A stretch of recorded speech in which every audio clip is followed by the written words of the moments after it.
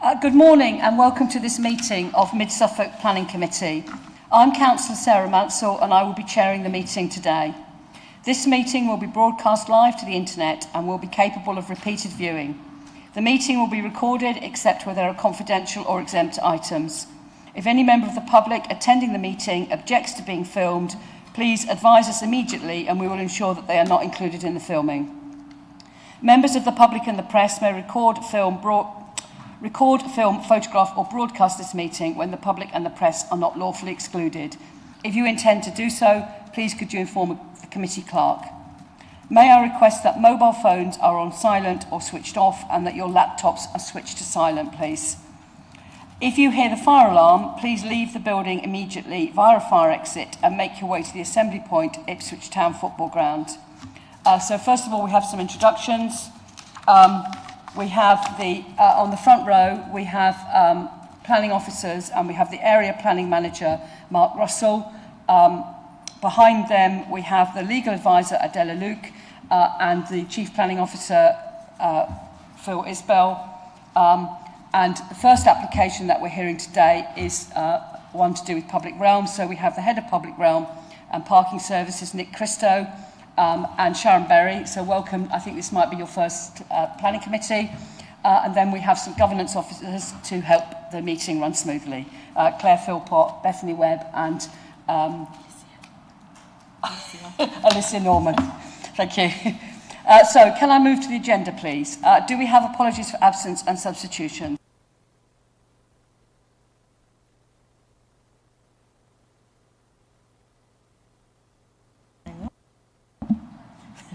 We have apologies from Councillor Morgan and Councillor Warboys, and Councillor Patchett is substituting for Councillor Warboys. Thank you. Item number 2, to receive declarations of disclosable pecuniary interest and other registrable or non-registrable interest by members. Are there any interests to declare?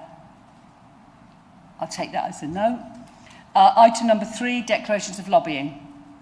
Anyone been lobbied on these applications? No. Item number 4, declarations of personal site visits. Has any of you done any personal site visits?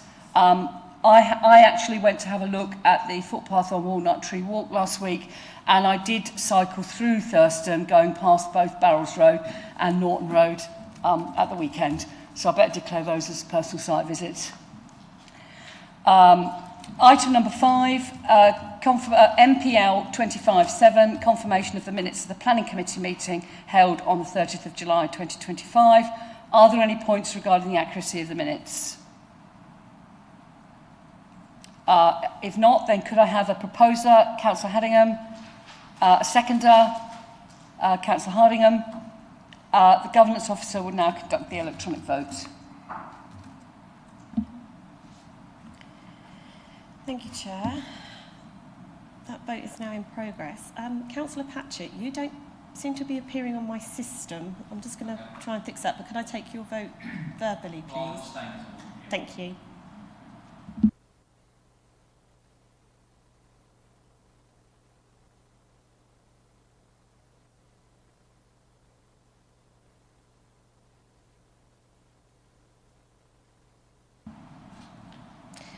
Thank you, members. Chair, that's 5 votes for and 2 abstentions. That's carried. Thank you. The minutes of the meeting have been confirmed and will be signed in due course. Item number 6, to receive notifications of petitions in accordance with the Council's petition scheme. None received. Thank you. And then we move on to the schedule of planning applications, MPL 25-8. We're going to start with item number 7A, T246 Walnut Tree Walk, Stowmarket, and I will invite Sharon Berry to introduce the application to the committee. Over to you, Sharon. Sorry, Councillor Patchett. Just on agenda item 7, just use of language. Obviously, it says note the chairman may change the listed order. I thought we had kind of agreed about 2 years ago we were going to, especially as the chair is not a man. Yes, thank you. I hadn't noticed that myself, so I'll make it's a small thing. Thank you. But I know you hate this, Sarah, so I thought. Thank you. Thank you for pointing that out, Councillor Patchett. Okay, over to you, Sharon. Thank you, Chair. Good morning, everyone. My report concerns an application to divert 2 public footpaths in Stowmarket.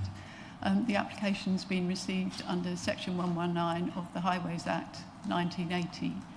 And the reason we're bringing the report to the committee today is in the interest of transparency, because the application was submitted by the District Council and it does affect land partly which is in the ownership of the District Council. The reason for the diversions themselves is that they are related to the recent redevelopment of the Stowmarket Middle School site into affordable housing by the District Council, and the effect of that development has meant some changes are required to the public footpaths in the vicinity. The legal tests that we're required to consider in order to make a public path order to change a public right-of-way are set down in the body of the report, so I don't propose to go through those all in detail today, although I'm happy to clarify any points if anyone would like me to. And just to clarify, a public path order is the legal document that actually makes the change to the public footpaths. So moving on to the PowerPoint. The location is Walnut Tree Walk in Stowmarket, so central Stowmarket. It's adjacent to the recreation ground, the new affordable housing and recreation road. And this plan shows the proposals in a bit more detail. We had to go to a larger scale for our map with this one because the change to footpath 18 is such a minor change that it was difficult to show it on a smaller scale map. But if you look at the map, the solid line between points A and B, that's the existing legally recorded route. That now falls within some new parking bays. So the proposal is to divert the route to the dashed line, which runs between A to D to B, and that just pulls it south, so it runs adjacent to the parking bays rather than through them. Then footpath 62, which is the solid black line between points A to C on the map, that's now sited within a raised verge area with an electricity pole and 2 stays and also curbing around it. So the proposal is to move that slightly to the east so that it follows a level route and links into the existing network there. This map shows it in a slightly larger scale, just so you can see how the parking bays project over the path. The pink dashed lines are the existing routes, and the blue dashed lines show the width of the proposed route. And a couple of photos to hopefully put it into context for you. This first photo shows the route from A to B, so the route that at the moment is legally recorded through the parking area. I should say this is a retrospective application, so that the changes have been made already on the ground. So the proposed route is the hard surface route that you can see on the left of the picture, and then the parking area on the right. The yellow hatched area is marked up as a no parking zone to discourage people from overhanging onto the route of the public footpath.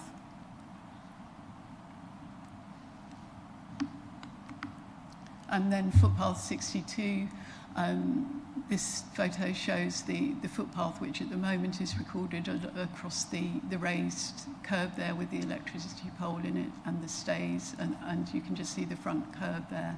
And the proposal is to run the route around the back of the new parking bay there, and then it links into the existing footway network. The recommendation for this report is set into 3 parts. The first one is that the public path order is made. If a public path order is made, then we then have a 28-day formal notice period, during which time anyone who wants to can object to the proposal, which then leads into the recommendation bullet point 2, which is that in the event that we do receive an objection to the order, if the order is made, that it is submitted to the Secretary of State for determination. The District Council has no powers to confirm an opposed order, and neither do we have any powers to decide whether an objection is relevant or not. So if we do receive an objection, our only options are to withdraw the order or send it to the Secretary of State for determination. And the third recommendation is that if we make an order and there are no objections, that the order can be confirmed as made. And a confirmation is then followed by a 6-week period during which time the decision to confirm the order can be challenged on legal grounds in the High Court, although a High Court challenge would be unlikely in a case like this. And then the order takes effect at a specific point, which we haven't agreed yet, but which will be written into any legal order that's made. And that's all I wanted to say on the report itself, but obviously I'm happy to answer any questions or clarify any points. Thank you. Are there any questions from members? Councillor Lawrence. Thank you, Chair. Only interest really, why is this a retrospective application while we're looking at this when the original development was made? And it's just interest, not criticism. That's a good question. I could only look at it from the point that it came to me. I'm not entirely sure why it came to me at the point that it did. And then it was further delayed because we had quite a long debate about the yellow hatching at the edge of the parking bays. At one point, Suffolk County Council wanted knee rails to go in there. The town council, who owned that part of the land, didn't want knee rails because it would have prevented access onto the site. And so, in the end, we settled on the yellow hatching, but that did cause quite a significant delay until we reached a proposal that everyone was happy with. Councillor Hardingham. Well, really, it was the same question, but I am surprised that it's reached this point, and the council presumably is in some jeopardy at this point because some malicious individual who raises an objection at this point, where if we do agree to pass the proposal, could actually delay the whole process by an indefinite period by sending it off to the Secretary of State. So it seems a bit remiss to have, and public rights of way are generally considered pretty sacrosanct. So I'm just reiterating, really, is it not a risky procedure to have left it till now and not to have made the public rights of way order at the outset before the work was done? I think, unfortunately, at the moment now, this is the only option open now to regularise the situation that has now arisen on the ground. The only option is to make a public path order to change it. And yes, I agree, it's a difficult position to be in. We've carried out informal consultations and no one has objected, so we hope that we won't receive a formal objection. If we ever receive a formal objection to an order, we would always talk to the objector and to try and help them understand what's behind the proposal and what the process is if we do go forward and send the order to the Secretary of State. It's not a straightforward procedure for us or for the objector. But I think at this stage we can only hope that there won't be an objection if it's decided that an order should be made. Yeah, just to clarify that point, I appreciate what you're saying. In terms of the redirection of this public path order, it is very minor, and I don't want to jinx it, but it will be very surprising if we did receive formal objections to that. Sharon and the team have been working on public path order diversions for quite a while, a lot more complex cases as well, where the impact is there. So we are hopeful that we won't get challenged and we won't get an objection. if we do and it does go to the Secretary of State, then I would hope that they would take a view of the simplicity of the order and the fact that we're not changing any end points. It's just purely for the access and from a safety perspective. So yeah, taking your points on board about the retrospectiveness, but we can only deal with it when it lands for us to follow the due process. Councillor Patchett. Thank you, Chair. Can I just clarify an error in the papers at this point? Obviously, it's still being listed as Stowe Thorney, with myself and Colin Lay being the councillors, but it's St Peter's with Ollie Walters. We should clarify that, because if it's listed as you being a ward member, so that was an error, I think, unfortunately. But so the papers still say that, do they? They do. The papers haven't been republished, but everybody who needs to know has been made aware. And when the minutes get published, they will have the correct ward written on them. Thank you. Are there any further questions? Councillor Elkin. Thank you. As far as we know, are the town council happy with the change? I think they own the other bit of land, don't they? Yes, they are. They've been very involved in the whole process. Yes. Any further questions? And I don't think we've got any public speakers here on this case. So I will now open this item up for debate. Councillor Haddingham. I'm more than happy with the whole application, so I'm happy to put forward a proposal that we go along with our officer's recommendation to, make the order. That's the one, yeah. Do I have a seconder? Councillor Lawrence, I think, might have been just ahead of you, Councillor Elkin, but thank you for that. Yes, so I don't think, this is a really minor change. And as I understand it, it's a change to the definitive rights of way. What you've done on the ground was obviously had to be agreed by highways. And it's actually making that footpath, the public right of way, go where you've put the tarmac path in. So we've got a proposer and a seconder, so we'll go to the electronic vote. Thank you. Thank you, Chair. Members, that vote is now in progress.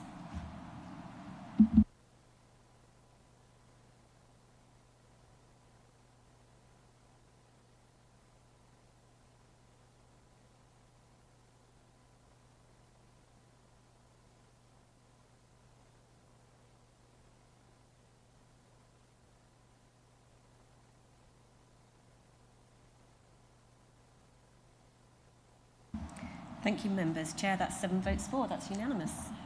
Thank you. Right, so thank you very much. You're welcome to leave, unless you want to hear the next case, and we'll just have a little brief pause while Vince sorts himself out. I presume he's sorted out his.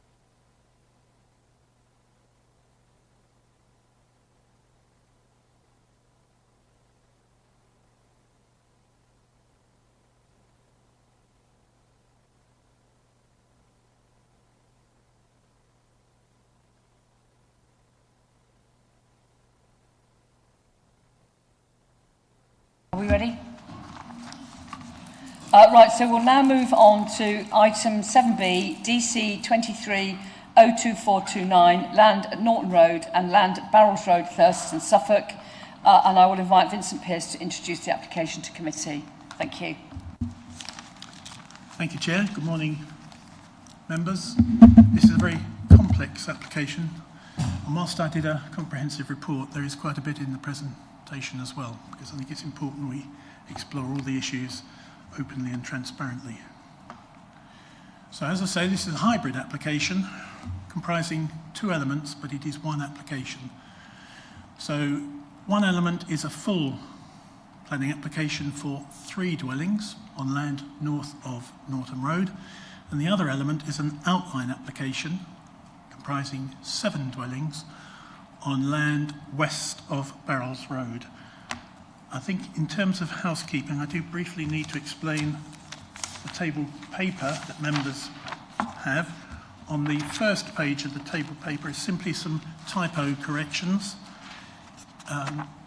Early in the report, I said that no site visits had been undertaken. That was clearly not the case, because I joined you all out on site on the 12th of June 2024.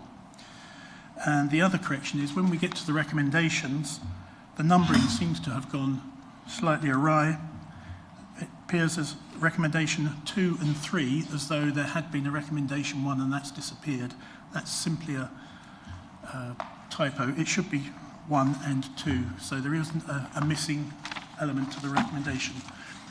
On the back page of the table papers, there's a slight suggested amendment to the recommendation. I will get to that in the presentation and go through that in more detail. It's just a slight change of emphasis within the recommendation.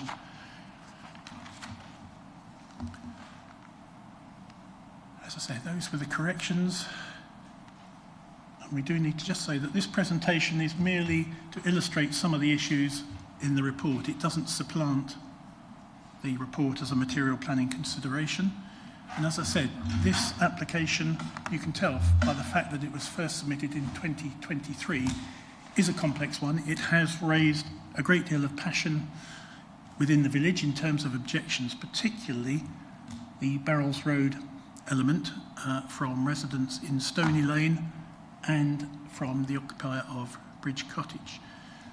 However, on the other side of the argument, we have Thurston Parish Council, and they support the proposal. So we seem to have a bit of a split within the village, or at least part of it. Not sure why that's doing that. You all know where Thurston is, but in terms of the two sites, and you can see they are not adjacent, they're in two different parts of the village, but as I say, it is one application. So we have Norton Road at the north and Barrows Road on the east.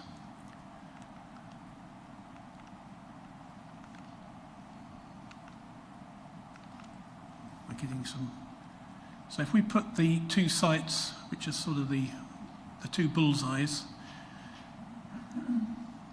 it is fair to say that Thurston is a sustainable location. It used to be a core service centre. So we're quite satisfied that the location of the village and the facilities in is a sustainable location.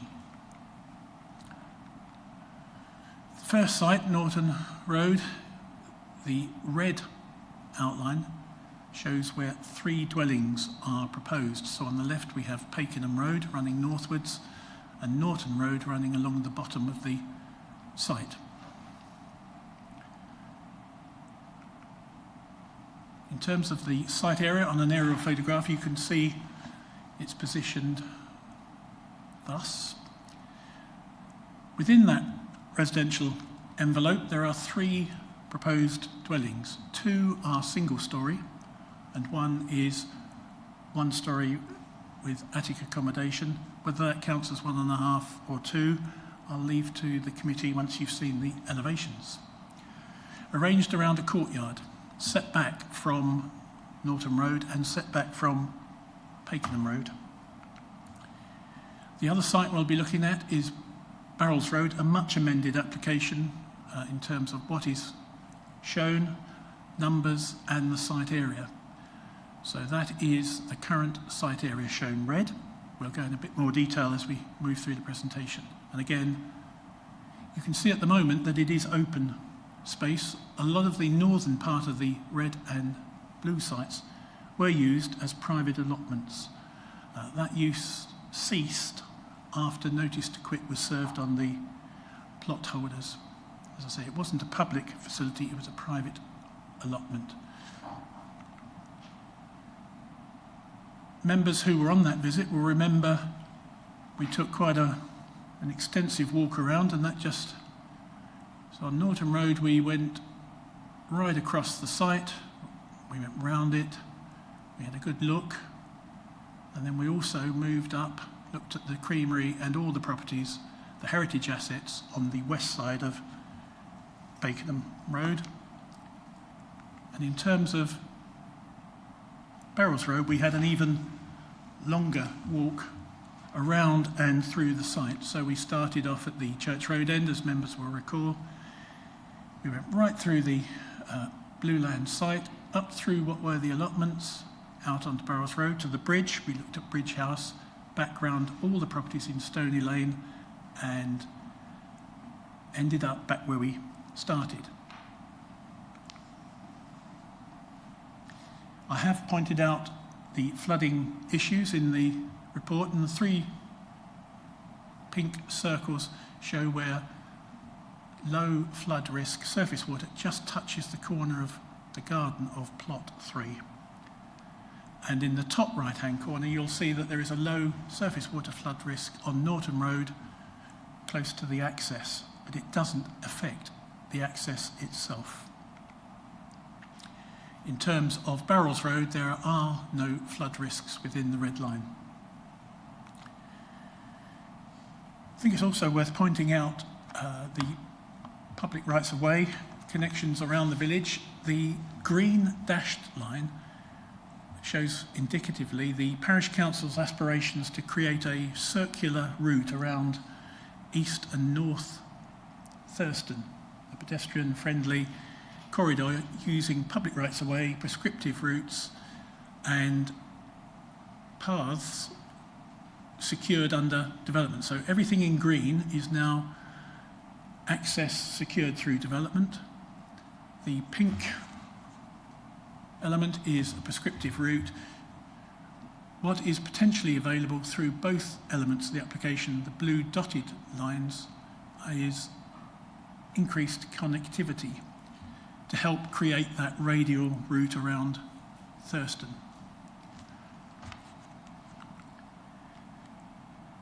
This just shows that walking in and around Thurston is a much promoted activity, both by the parish council and the county council, and you'll see in the corner that Stony Lane and Barrows Road are on the route of pleasant walks. And you'll also have remembered from the site visit that Stony Lane and Barrows Road didn't have footways rather. So now we get to there's a zoomed in version. And potentially what would come out of this application, the outline, if it was approved, would be added connectivity between the corner of Stony Lane and Barrows Road and Church Road. So we'll look first at the full application. And as I say, I have to make it absolutely clear that the site is outside of the settlement boundary, and therefore presumption normally would be against residential development outside of the settlement boundary, and the report goes into a lot of details about exemptions that may apply, but our position is that it is outside of the settlement boundary and it is contrary to SP03. There is the site, red triangle.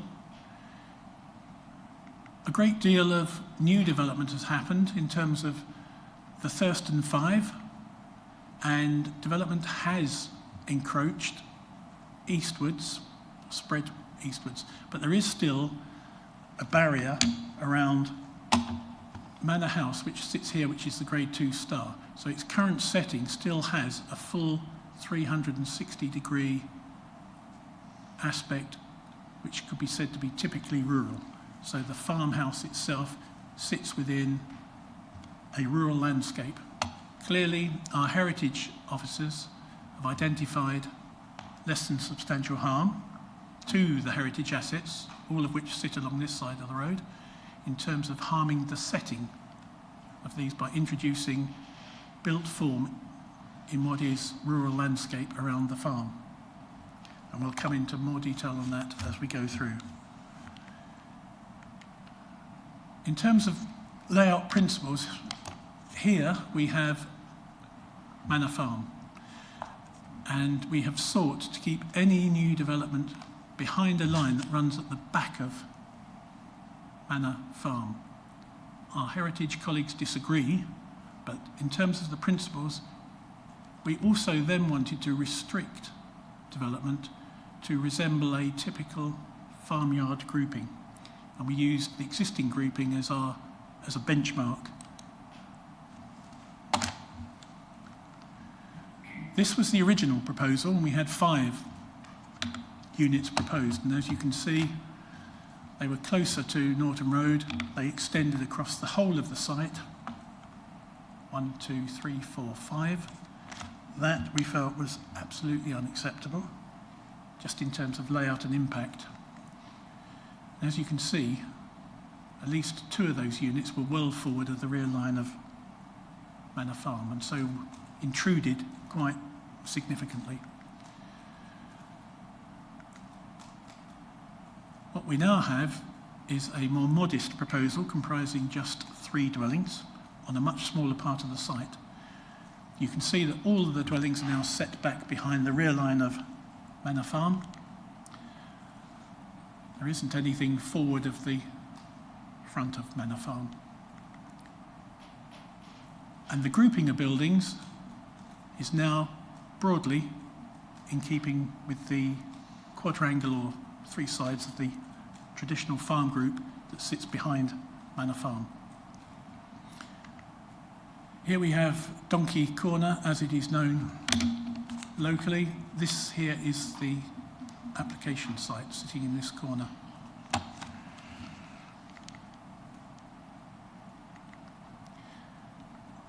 I've gone to some detail in identifying the heritage assets, which are 1, 2, 3, 4, 5 and 6. They're all residential buildings. 2, 3 and 4 were formerly agricultural barns that were converted some time ago into residential use. 7 is a redundant group of farm buildings used principally for dairy purposes by Manor Farm. I believe they used to also make much loved local ice cream, so there was some processing activity that went on the site. Currently it is empty, but I understand it has been sold to another farmer who wishes to use the buildings for agricultural storage. 8 is the application site. Now, what I would remind members who are on the site visit, this is particularly densely covered by trees in this area, and those trees are highly important to retaining the character of Pakenham Road as a typical country lane.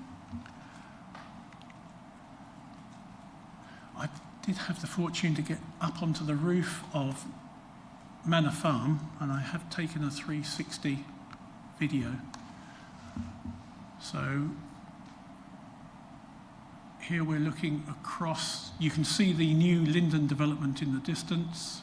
We swing round to what were the traditional group of farm buildings that are now residentially converted. This is part of the garden now of Manor Farm. And then we swing to a more formal part of the garden. And then this is the application site just going out of shot. And then we're back to where we started. Again, and we've identified all of those heritage assets. Here's an estate map from 1986, and you can see that the estate at that time was significantly larger than it is now. Here we have Manor Farm, grade 2 star. That represents something in the order of 5% of all listed buildings are grade 2 star. So it is an important asset. Only a grade 1 is higher, and that's the most important. Normally, grade 2 are of special interest. And part of its importance arises from the architect that designed it, and that was Philip Webb, who is known as the father of the arts and craft architectural movement, the English arts and craft movement.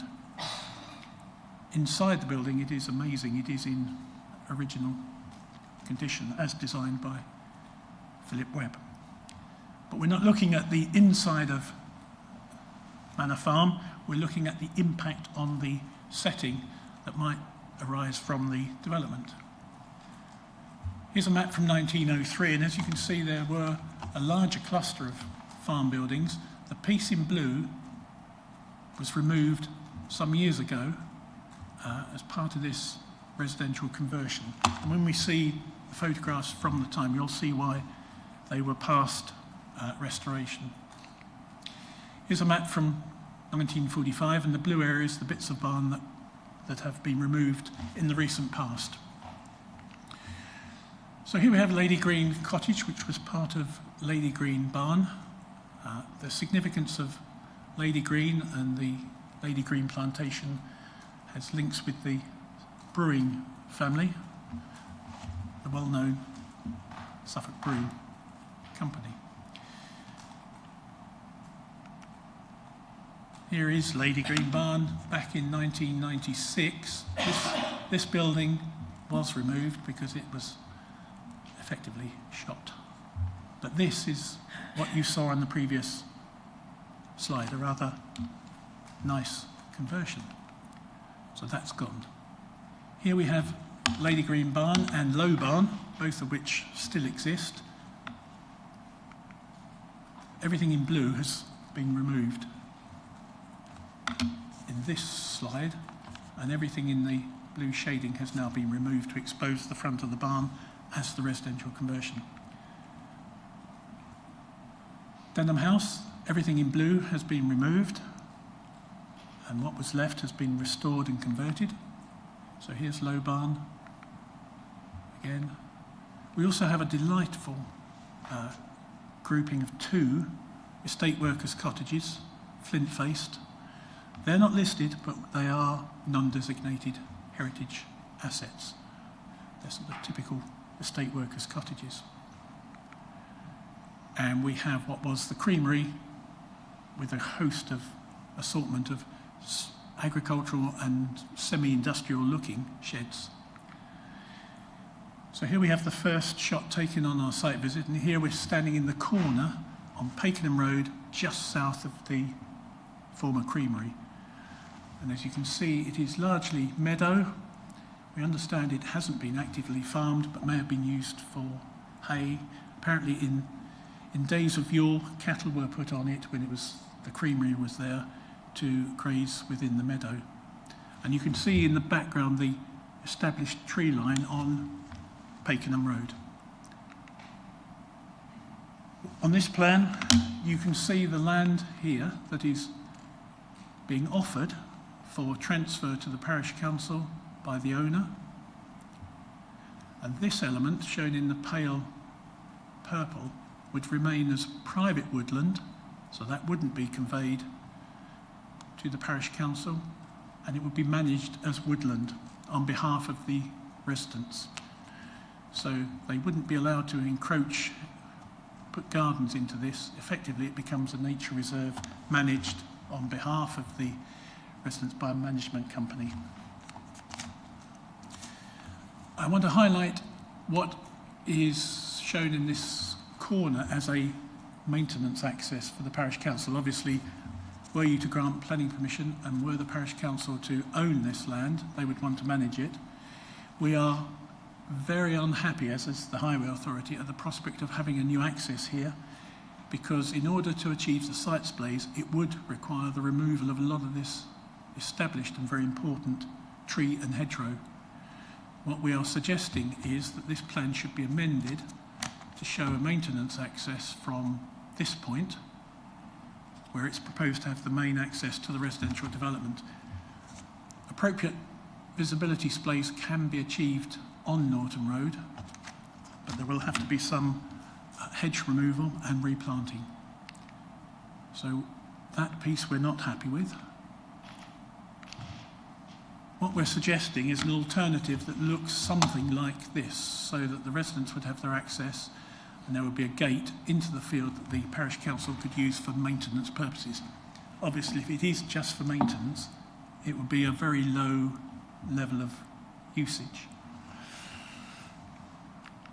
In terms of the visibility splay, within the dashed black line, the existing hedgerow, which is regularly flailed, would be removed and would be replanted, set back enough behind the visibility splay so that it doesn't encroach into that important visibility splay. This is all 30 miles an hour along here.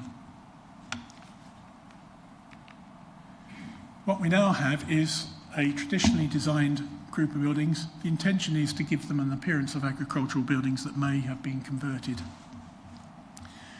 So you can see a lot of detail in the report. There's more detail. So we've got brick buttresses, exposed rafter feet, black boarding, clay pantiles. I think we'd have to say that that is a traditional form of rural development. Something that could have been a threshing barn, and again another low-level boarded and clay-tiled roof cluster of buildings arranged around a courtyard. Very much in the idiom that we have on the other side of the road to the rear of Manor Farm. So as I say, everything in the light brown is single storey, and the unit in the top right-hand corner is the 1.5 storey unit, the one in the sort of threshing barn. So there's the land that would be transferred, and that is effectively the private woodland. We've insisted on the woodland on the corner in order to, one, to soften the impact of the development, and also to provide denser woodland as the setting to Manor Farm, the Grade 2 listed building. So hopefully, once that wood established, that vista would be transformed, so you would actually get that appearance, and obviously those trees would grow over time. And that is the principal viewing point for that site, because you've got Pakenham Road, you've got Norton Road, and you get this sort of Y, and it's right in the focal point of that view. We move on to the outline application, so we're now down to Barrels Road. Again, the majority of this site is outside of the settlement boundary, and therefore it is contrary to SP03. That's all countryside. So you can see anything here is outside of the settlement boundary, so the residential element that sits there is most definitely outside of the settlement boundary. Originally, the proposal was to have 8 properties running along the entire rear of properties in Stony Lane, filling that whole section. And the parish council was offered this piece of land for allotments. Through negotiation, and I have to say this caused a great deal of anxiety. I did go to residents on meetings in their houses on a couple of occasions.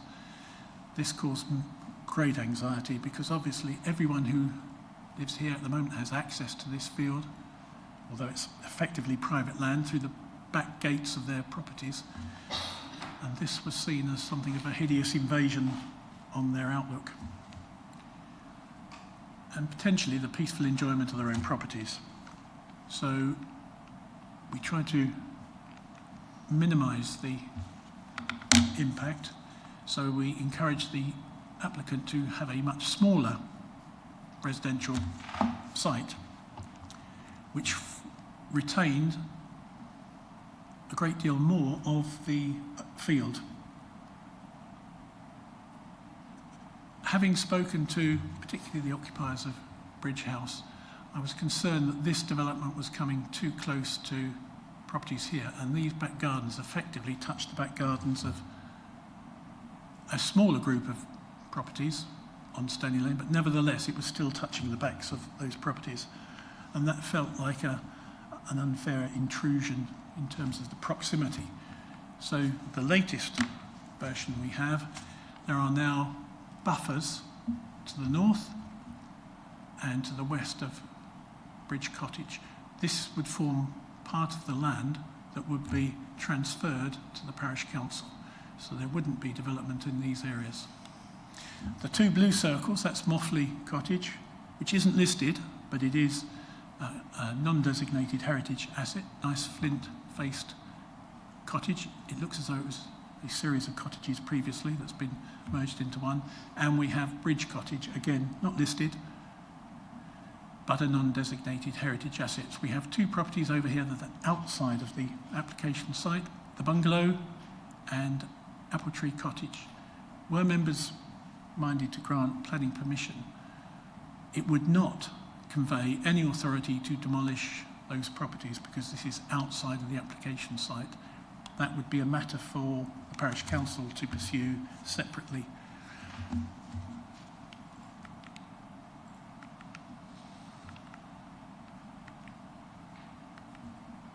I've marked on some of the distances. So the black arrows indicate the distance between the application site and the rear garden boundary of adjoining properties, and the blue notation is for the boundary of the outline application site and the closest part of the neighbouring property.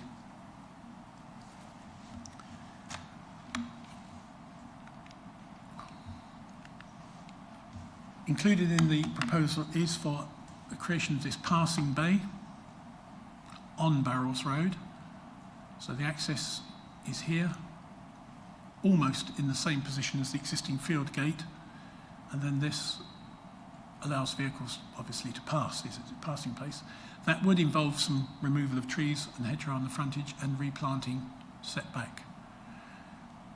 The site splay is less than you might normally expect on a road of this nature. However, the Highway Authority, having lost an appeal on the other side on the principle of adequacy of visibility splays, have taken the view that if the inspector allowed an identical splay on this side, it cannot object to that splay on the development side of the road. And we'll come on to what that development opposite looks like in a moment. Something that has caused considerable concern is one of the drawings that was submitted showed all of these trees that I've put in red as being removed. And members will recall from the site visit that, particularly in this corner, nature has taken its course, and there are a number of quite large trees now that have just simply grown naturally and wild.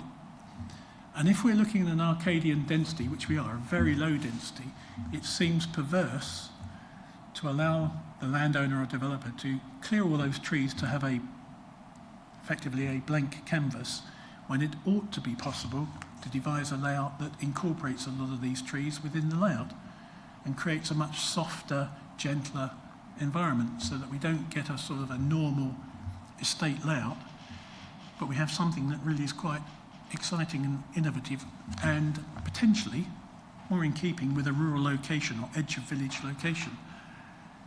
Hopefully we'd try and achieve something that looks a bit more like Bridge Cottage than it does something that Persimmon might have built in other parts of the village. So we are suggesting that nothing in an approval, where you might need to grant it, should permit the removal of those trees, and those trees should be taken into account when devising the reserve matters details. We're also suggesting that the site is perfectly appropriate to have a design code approved before reserve matters are submitted, so that reserve matters have full regard to the character we would hope to achieve on this site. In terms of the site visit, as members will recall, that is the bungalow just going out of shot. We swing round, we're looking towards the properties in Stony Lane, and we swing down and we're parallel with the railway. And in the distance is that sort of self-generating cluster of trees. Quick run through, that's the approach from Church Road that we started our walk on, and you can see in the distance is Apple Tree Cottage. There it is again in the shot on the left. The bungalow sitting there in the distance. Both of these are considered non-designated heritage assets by our heritage team. I think the bungalow, as I've set out in the report, is actually now a rare example of an agricultural worker's cottage, almost in its original form. And the parish council have assured us that that would be retained. It is important for bats, so it could be used as a bat hibernaculum. It could be used for biodiversity mitigation, but it could also provide a sort of a day room for allotment holders. But again, that's a matter that sits outside of this application, but it's important we just look at those buildings because members will recall seeing them from the visit. So we're going to take a quick look up Church Road. And again, we do have a section of footpath here, and that's why the connection between Barrels Road and Church Road could be important in terms of connectivity. Largely bungalows on the western side, and on the eastern side we have two-storey houses, and then we're back. So that's the track we took, the access to the site, Apple Tree Cottage, and that's the access to the rear of properties, the existing properties on Church Road. Here we are standing on the bridge, looking westwards. And we're going to swing around to take in what we were able to at the time. So the first thing we see in the trees is Bridge Cottage. Wait a minute. No, if you do miss the presentation, you won't be able to vote. Or we can take We a can break take a break necessary. if necessary. Yeah, okay. Yeah. Yeah, Yeah. we'll just we'll just stop if that's all right, Yeah. Sir Vince, and wait for you to come back.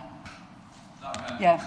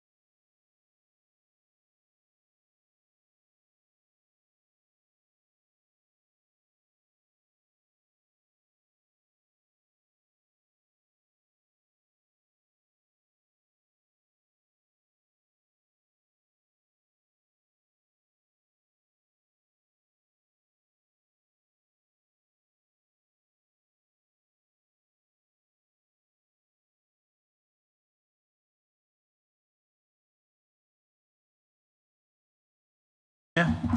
So here we are, we're back on the bridge and we're about to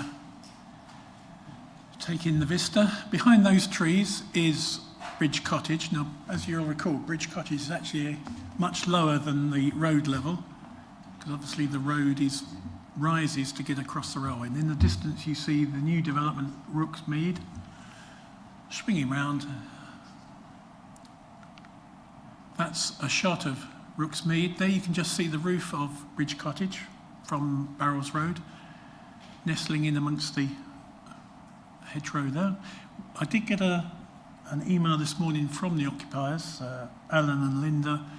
They continue to object. They feel that the area's had enough housing and this is unnecessary. That's the access to the rear garden and how you get into the front of the property, Bridge Cottage from Barrows Road. Rather pretty cottage, as I say, not listed, but it is rather elegant. Another shot of it, typically rural character. Quick look within the garden. So we're up against the railway, we're looking, swinging round. We start to see the fine collection of, I believe they're lime trees, running along the boundary between Bridge Cottage and the development site. And then we have a quick shot back of the corner. So we've got Stony Lane on our right, and you're looking straight down towards the bridge on Barrows Road. And on the left, we have the new development. I believe it might have been allowed on appeal in the first place, Rooksmead. And they are quite significant houses. Oh, Chair, I have a hand from Councillor Penny. Sorry, I didn't spot your hand, Councillor Penny. Hi Vince, sorry to interrupt, but it seems like a good moment. Is there a 30-mile-an-hour limit on Stony Lane anywhere? If so, how far does it extend? I would want to double check because I do not want to mislead the... May be able to ask the parish council that when it comes to their turn. Yeah. Good thinking. Thank you. Again, another shot into Rooksmead. You can see they're all quite substantial houses. There you can see what used to be the private allotments, Bridge Cottage to the south, Stony Lane to the north. And they were well used, they were very popular, and it caused a great deal of anger when the allotment holders were served notice to quit.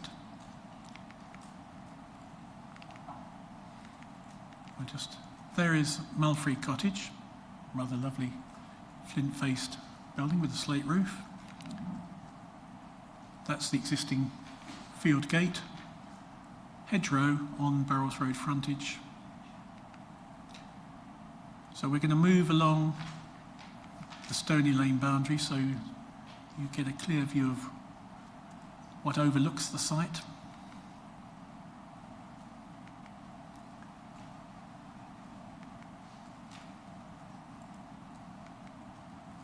Some of this may be coming back to members from the visit we took, albeit some time ago.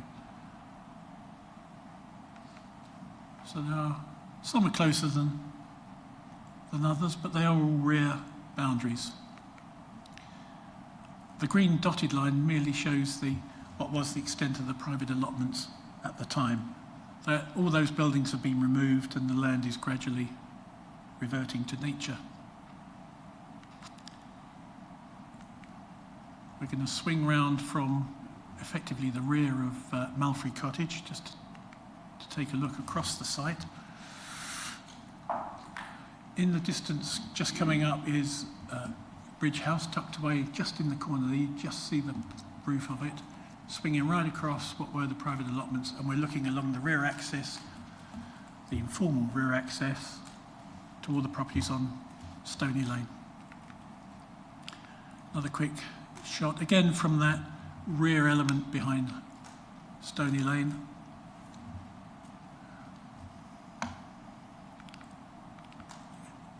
That's more of the same. So you can see how important that was to the allotment holders in terms of growing their own produce, but it's also important from a biodiversity point of view. There were fruit trees. Ooh. Oh, that's not me. That's.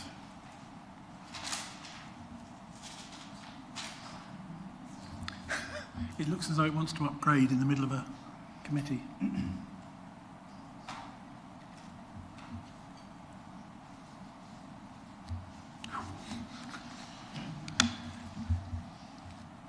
And again, we swing right the way back.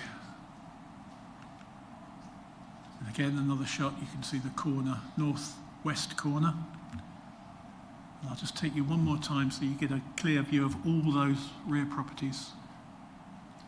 Many of these now won't be affected directly because the development isn't at the back of those properties anymore. But you'll remember walking through, some of it was quite brambly, quite overgrown, so clearly there's a wildlife importance to the site.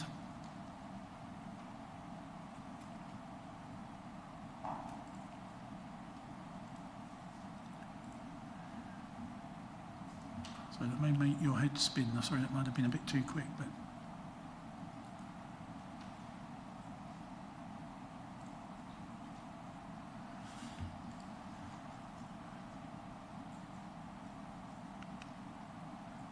so in the report, what as officers we're suggesting is, because if I was living nearby, I would be very anxious that what is potentially being offered may not in reality happen when it gets to the point of reserved matters.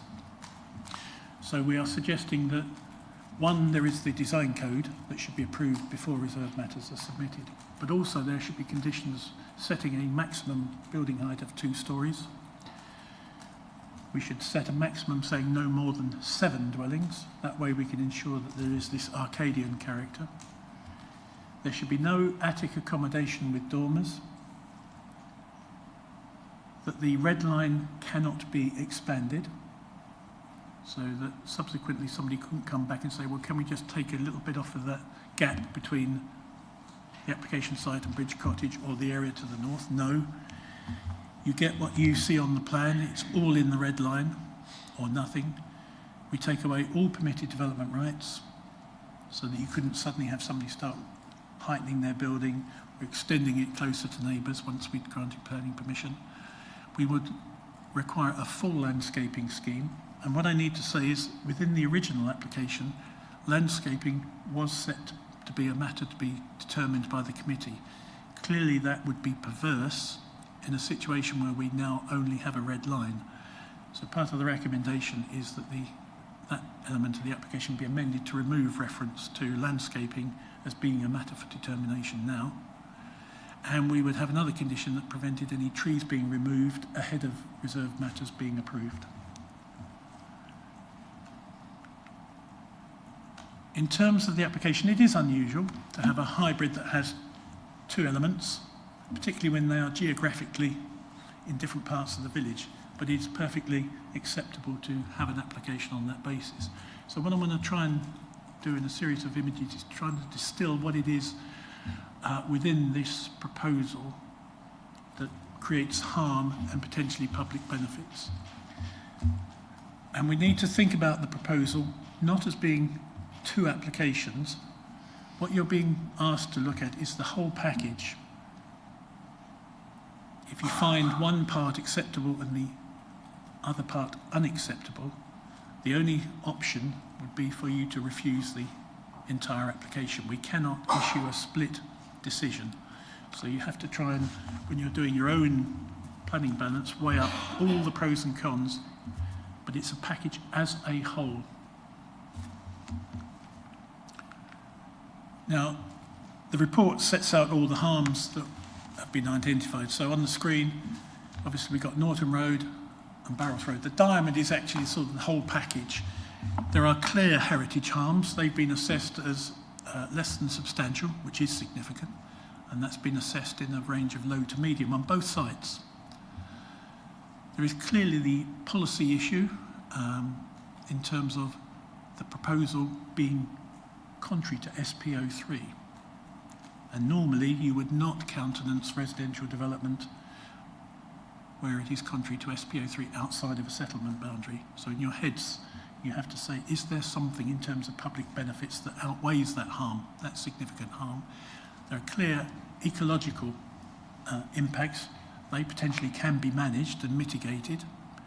We also have to think about, I think that many of the residents would clearly say that there is amenity harm, residential amenity harm, particularly on Barrels Road, arising from that residential development adjacent to their boundaries. I think as a planner, I would advise members that it would be possible to accommodate 7 dwellings without causing harm in terms of residential amenity that would warrant a refusal. That isn't to say that the outlook for those residents would not change irreversibly, but in terms of the planning test, I would say it can be accommodated satisfactorily.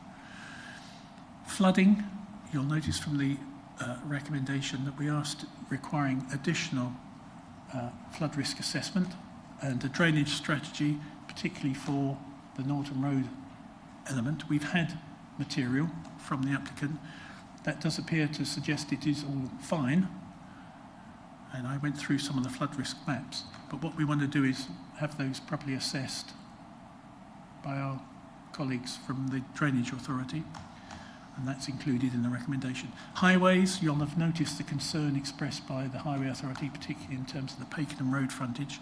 By removing that access, that effectively removes that objection. I think certainly local people in Barrels Road, Stony Lane would say 7 dwellings represents more traffic.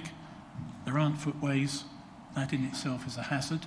And as we've seen, the Highway Authority has not raised an objection.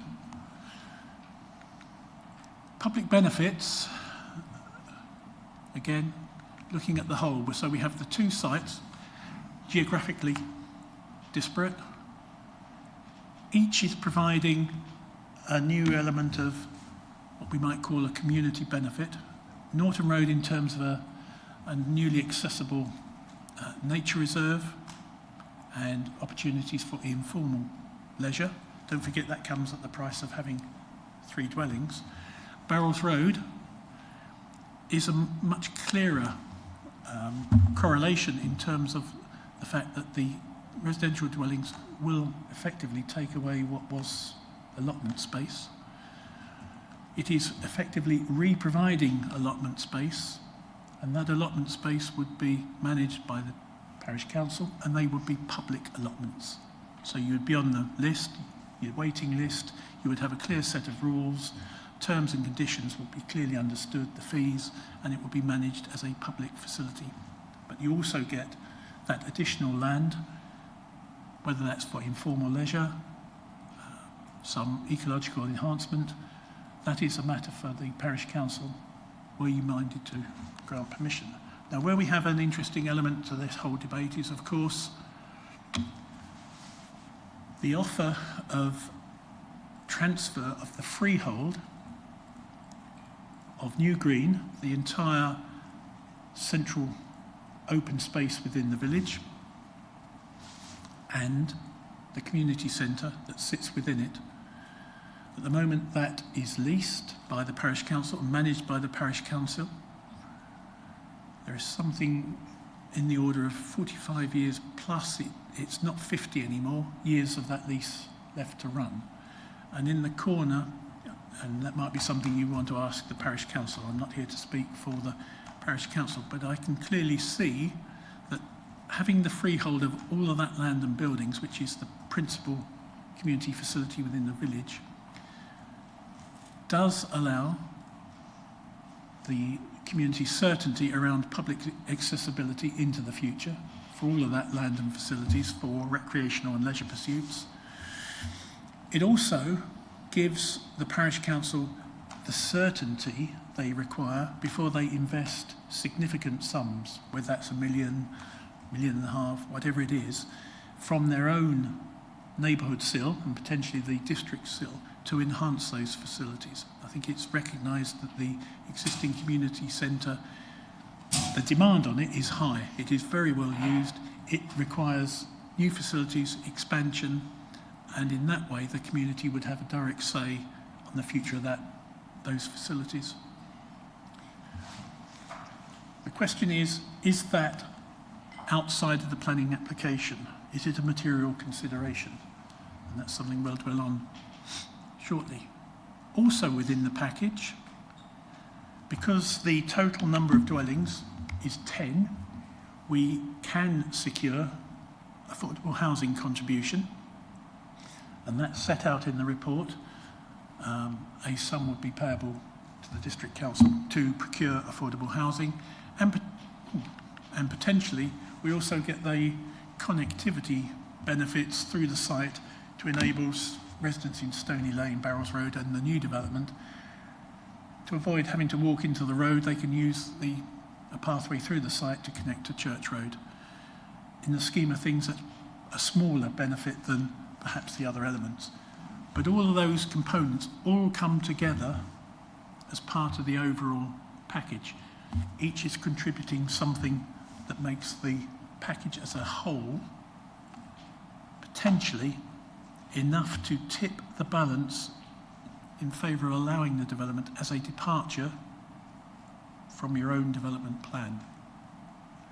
And officers are clear that it is a finely balanced position. I want to have a quick word on the commuted sum, the 260-something thousand pounds. Recently, the Cabinet agreed a strategy that doesn't fix commuted sum spending to the area within which it was secured, but says effectively that that area should be given the first opportunity to get the affordable housing. So it's not a definite, it is a local, it has to be spent locally. It can of course be spent across the entire district, but in the first instance we would look to use it in Thurston or the adjoining and surrounding villages. We've also had to think about what would happen, well, what will happen come local government reorganisation when Mid-Suffolk District Council disappears one way or another. Who gets to spend the money if we haven't spent it beforehand? And our thinking is, and the wording in the recommendation tries to capture this, is let's suppose there was one authority, and that authority was Suffolk. The money that was secured, if members are minded to grant planning permission for affordable housing, should be restricted in terms of spend to what used to be Mid-Suffolk area. If, however, we end up with a three-authority model, so you get authority A, B and C, and you can see that Mid-Suffolk straddles all three of those, the spend should be restricted to the authority in which Thurston would sit. So Thurston is the red dot. So you might say, well, A might be a new authority called West Suffolk. So it could only be spent in that part of Mid-Suffolk that's now within West Suffolk. That's mind-bendingly difficult to get your head around, but what we're trying to do is ensure that the money that was secured in Mid-Suffolk is spent in what was Mid-Suffolk and doesn't necessarily get spent on housing in Lowestoft or Bury.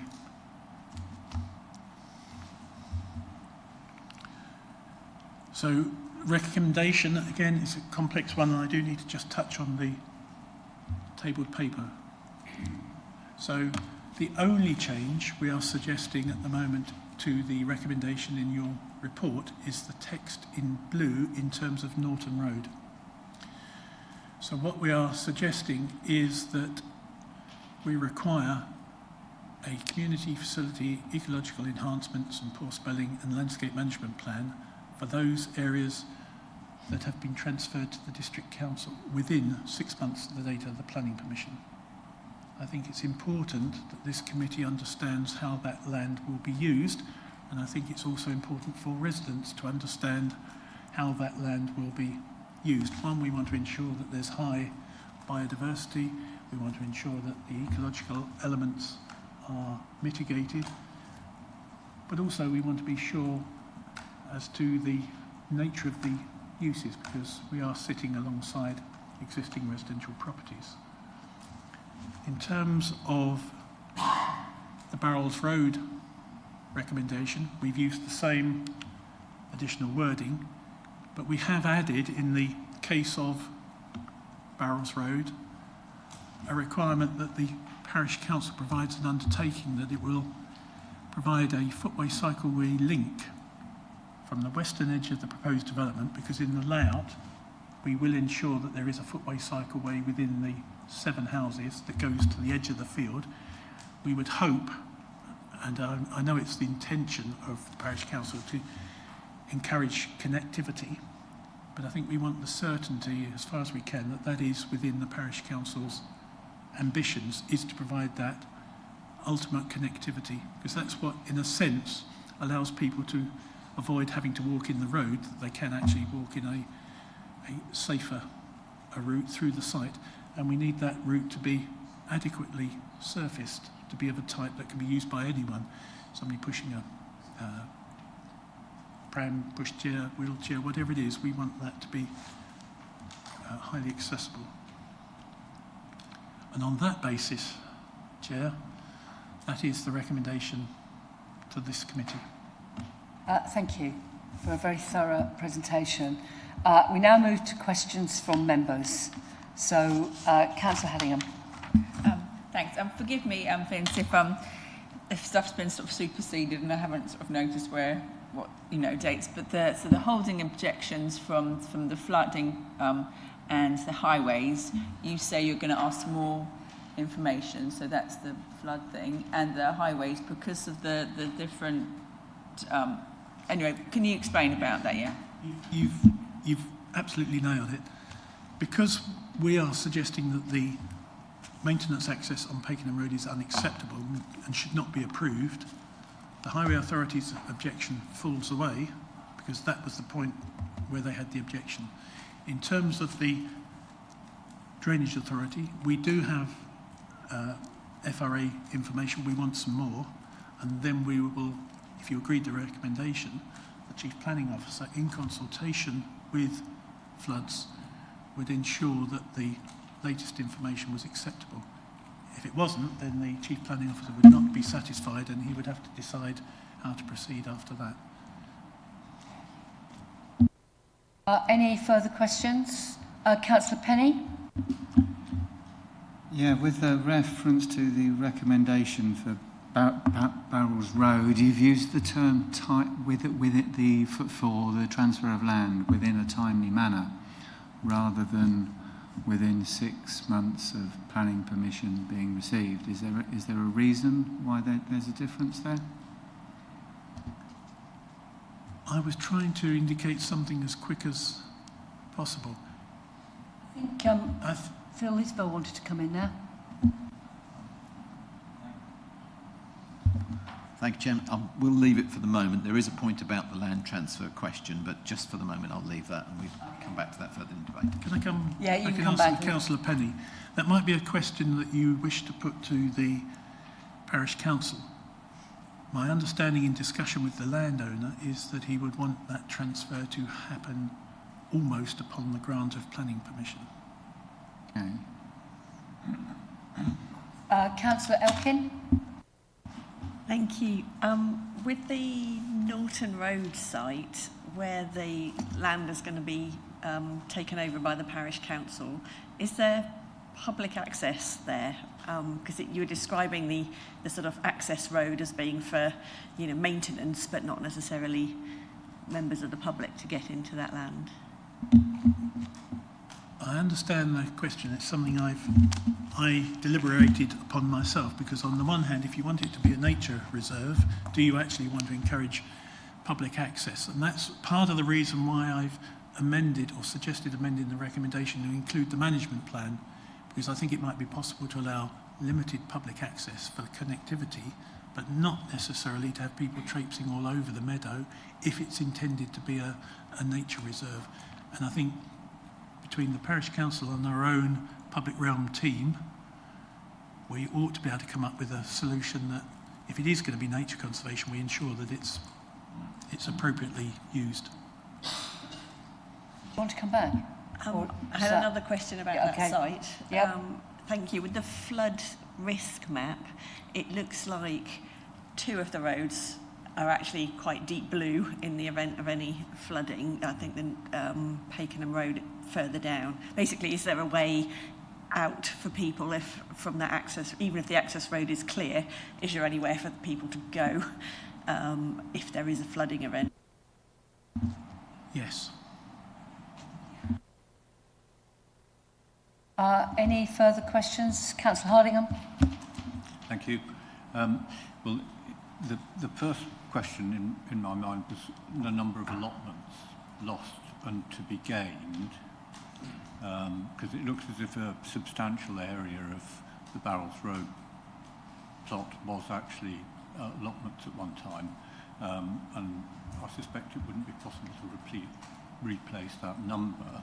And then that brings into question the ecological biodiversity effect of taking that land which has been rewilded back into cultivation, and what the implications of that are in terms of whether the parish council would actually be able to do it. Would they have a problem in gaining permission, as it were, if permission were necessary to return that land to allotments? That's an interesting point, and I'm glad you've raised it, because at the moment the field itself can be considered as agricultural land. Are allotments agriculture? There's an argument that says perhaps they're not and should be subject to a change of use, but it is clear that those allotments existed for quite some time. So the question now is, has that use been abandoned? And what I'm trying to get round to is, were permission required, it is quite clear that the Thurston Neighbourhood Plan supports, as a matter of urgency, the delivery of allotments in the village. And this would be an ideal site because of the former use. The extent of those allotments, at the moment it is suggested that by the parish council, you may wish to ask them directly, that the northern half of the site be dedicated to allotment use, and I think they're aiming for 40 plus plots.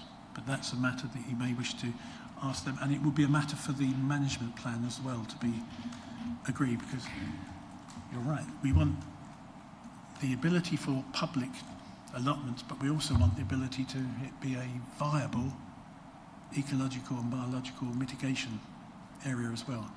And I don't know whether the chief wanted to come in or not. You seem to glance behind me, so I don't know whether he was indicating or not, but that would be my answer. It is please ask the parish council when you have the opportunity as to their intentions.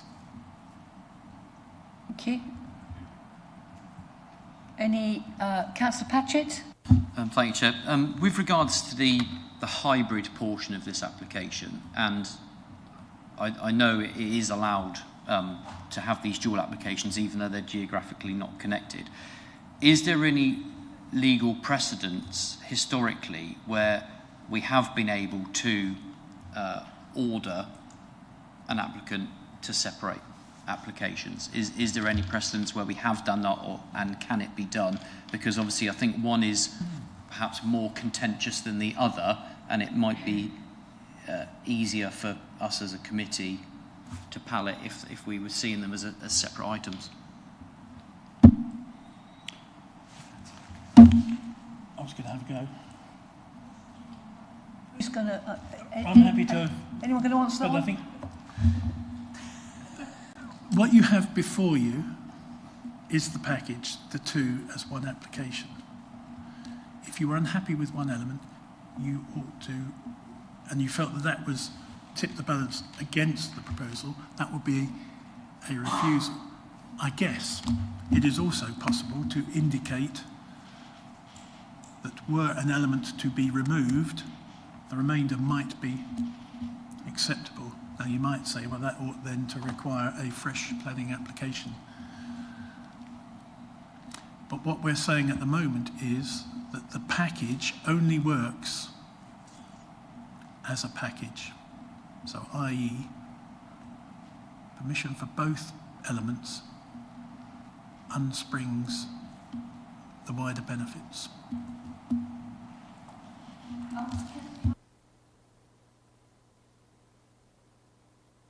So I've got my mic on. If we decide to allow this application to go ahead, does all the land get transferred at the same time? It doesn't depend on the start of the development on the individual sites. The intention in the report, and it's the point picked up by Councillor Penny, would be they all are transferred irrespective of whether or not development starts. You could have it starting on one and not the other, but the land should be all transferred at the beginning of any of them starting. Close to the date of planning permission as can be secured, obviously. Did you want to come back, Councillor? Well, I did, yeah. I mean, and it's about the package. We're hearing a lot about the package, and I guess What, is this a question? This is a question. Yeah, no, you started with I, though. That's what worried me. That's an opinion.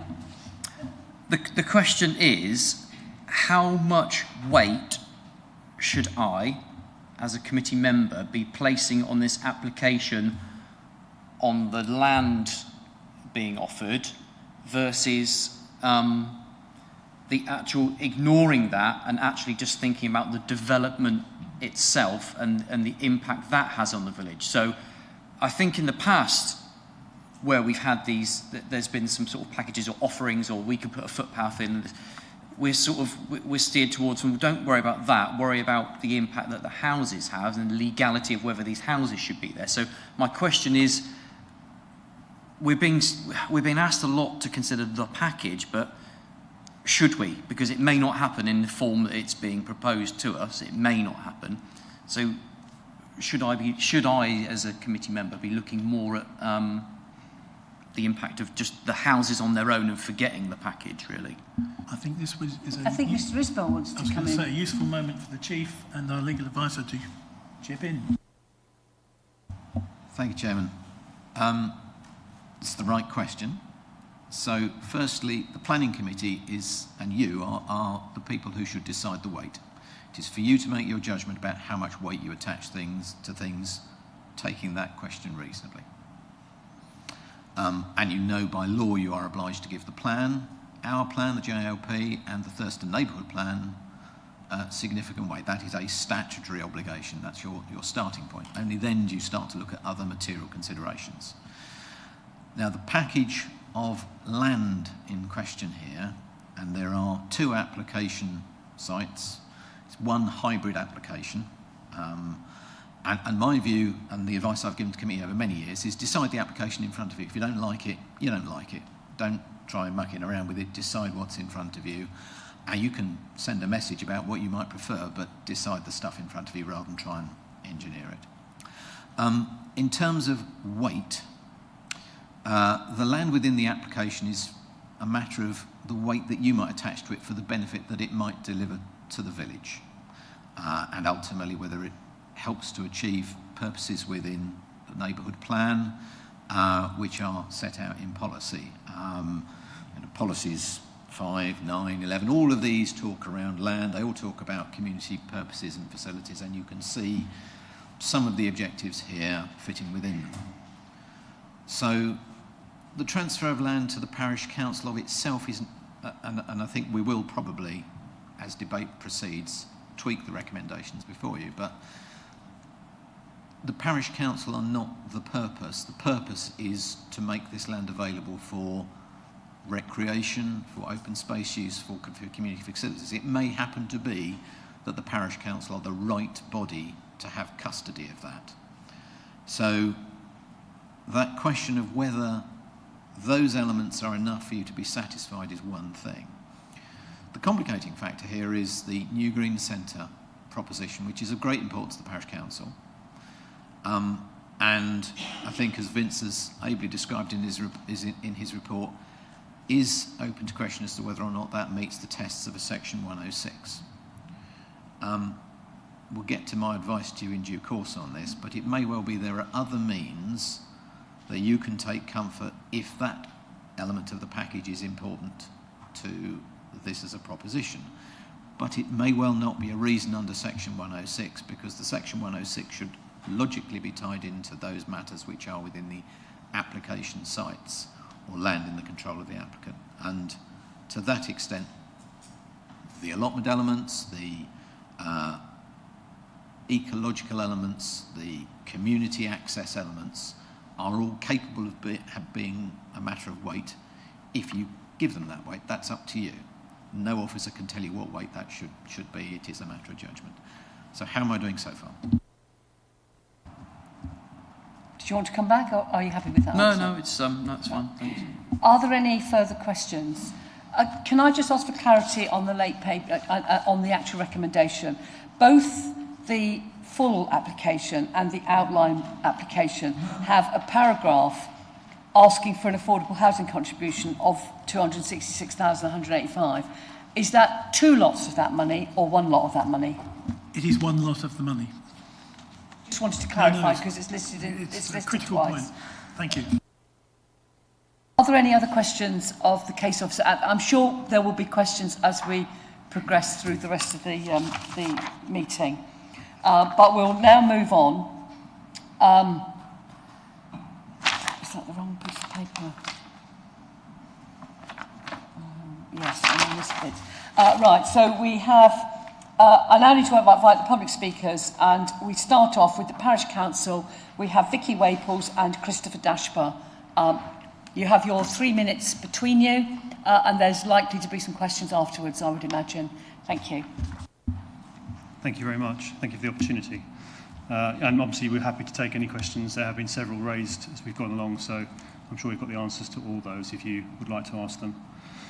I've got a prepared statement which I will read just in support of the application.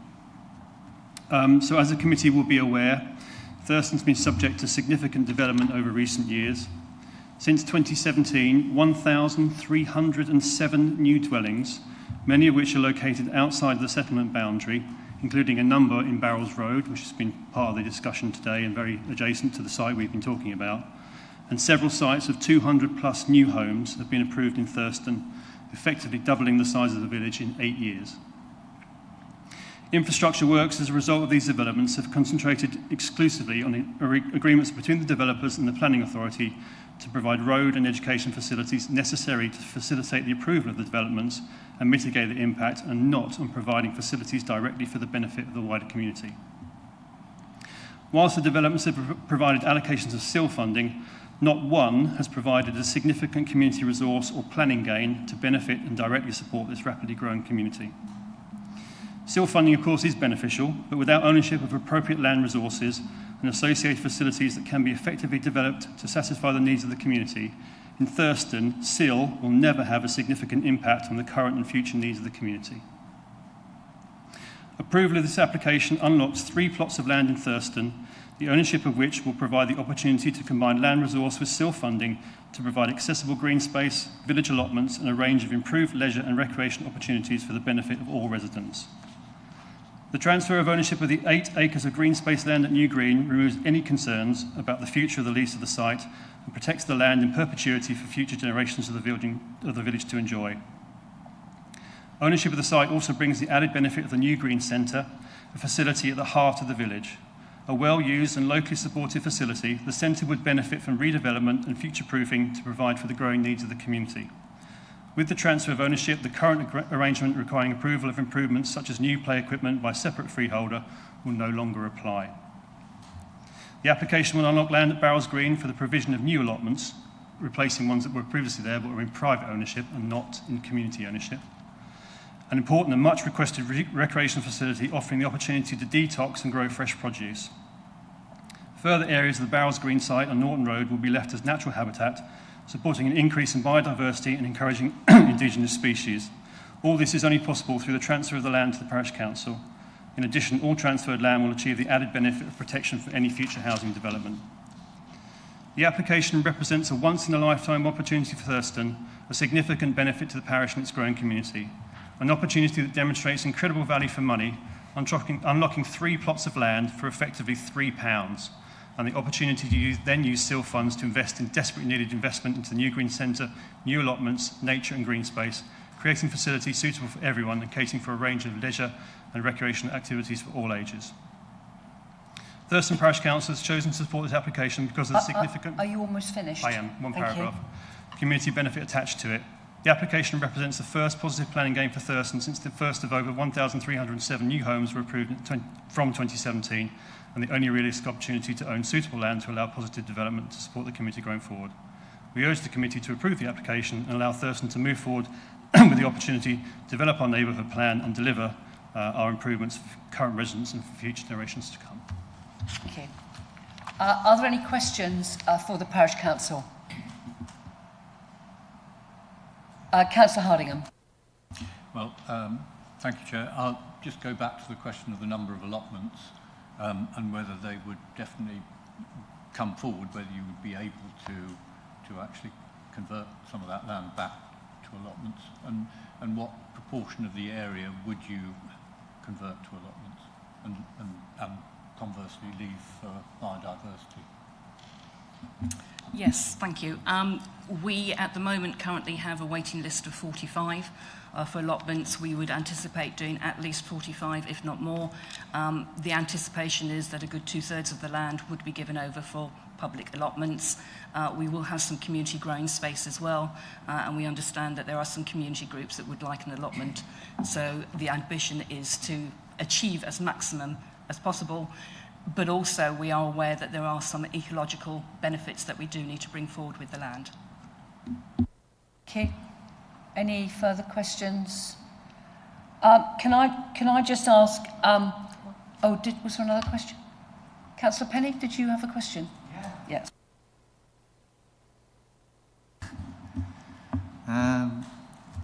I'll start with asking about the 30-mile-an-hour area on Stony Lane. Is there one, and if so, how far does it extend? Yes, there is a 30-mile limit on Stony Lane. It extends almost to the top of, because Stony Lane's a slight gradient hill, it extends almost to the top of the hill. There have been questions about increasing that 30-mile limit beyond that point and around sort of past Barrels Road. And the Highways Authority has done an assessment of that in the past and concluded that the speeds weren't sufficiently high enough to generate the need for an extension of that 30-mile-an-hour limit. Okay. Another question? Yeah, you can have another question. In the comments I've read from the Parish Council, you've stated that you would prefer a different mechanism than going through Mid Suffolk using Section 106 to transfer the land to end up in your hands. Would you be happy with the proposed transfer arrangements, or are there any changes you might like to suggest? We have negotiated a contract with the applicant, which has been shared with the planning case officer. Our legal team have happily turned around and explained it all to them, and we're more than happy to share that contract. But it is a signed contract so that the land, if planning permission is granted, that land will become part of a legal document and it will be transferred direct into the Parish Council's ownership. So that is already in place. Any further question? Can I just ask about the intention of the Parish Council with the land sort of the nature area behind the Norton Road development, where the suggestion is that the access on Pakenham Road is not for vehicles. You have or it's my understanding that you have a desire to make this route sort of circumnavigate in Thurston. So is it your intention to have a through footpath through that so-called nature area that perhaps comes off Pakenham Road and ends up somewhere on Norton Road? Yes, that is our intention. So we would have to sort of relook at what the case officer is now looking at if suddenly the access has now got to come onto Pakenham Road and then through Norton Road and then through the maintenance gate. I don't think that would work, so we would be expecting some sort of pedestrian access, certainly, at that stage. Can I just ask the planning officer, that the pedestrian access through the site onto Norton Road does not currently exist on the plan, so if that was to happen, what would be the procedure for that? Within the management plan that we are suggesting, that would form part of that process, and we could ensure that pedestrians accessing onto Pakenham Road were visible. The point with a car vehicular access is you have to be 2.4 metres back because the driver's sitting with the bonnet, and that takes out a much wider display. I don't have a problem with no vehicle access. I'm worried about pedestrians going through the site from Pakenham Road to Norton Road. How are they going to come out of the site onto Norton Road to access the, whatever it was, not the permitted path, the, whatever you called it, prescriptive path? Effectively, they would have to cross Norton Road as you would if you currently used a prescriptive path and wanted to get to the other side. Because where that prescriptive path is effectively a sort of a crossroads, pedestrian crossroads, and you can carry on north. So already you have to cross Norton Road. How do you get into the site? There is no access. There is no pedestrian access from the nature area onto Norton Road. So pedestrians can't use it as a through route. And if you're not going to allow them to go through the maintenance gate that you're proposing, they can't go through the site. We would have an access at both sides for pedestrians that wouldn't have to have the same damaging impact on flora as a vehicular access would. Yes, the idea being is that there would be, we would have a pedestrian access on Pakenham Road going through, crossing into Myatt's Wood and then coming out at the top there, which then accesses the permissive footpath across the other side of Norton Road. So that would be the main aim, yes. Sir Elkin. Yeah, it was just to clarify that. I can't remember. So is that permissive path, is there an access route onto Norton Road already? Are people walking there? Because obviously that's the full application, isn't it? So there's nothing on the plans, I don't think. Does it already exist? Is that why we're not considering it in the planning? Sorry, is that a question to the parish council? I'm not sure.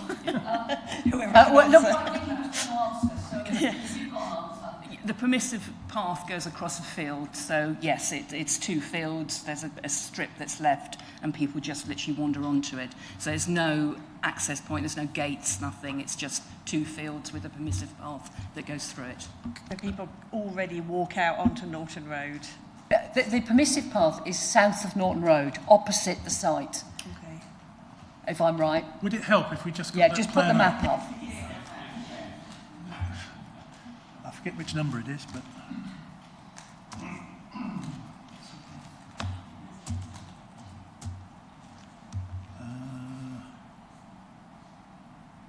luckily, it was quite near the start, Beth.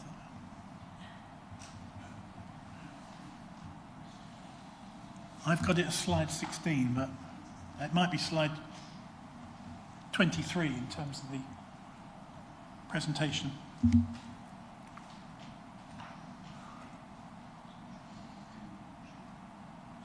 You've got to go right the way to the top.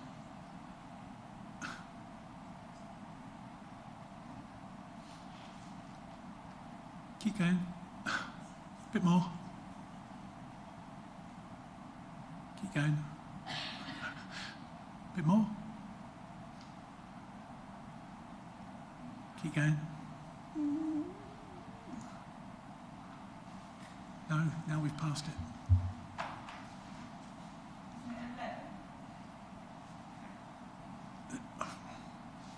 Slide 16 in the presentation.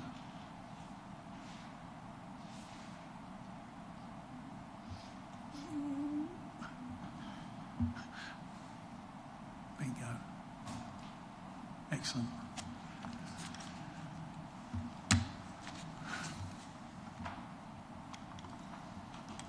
So, yeah.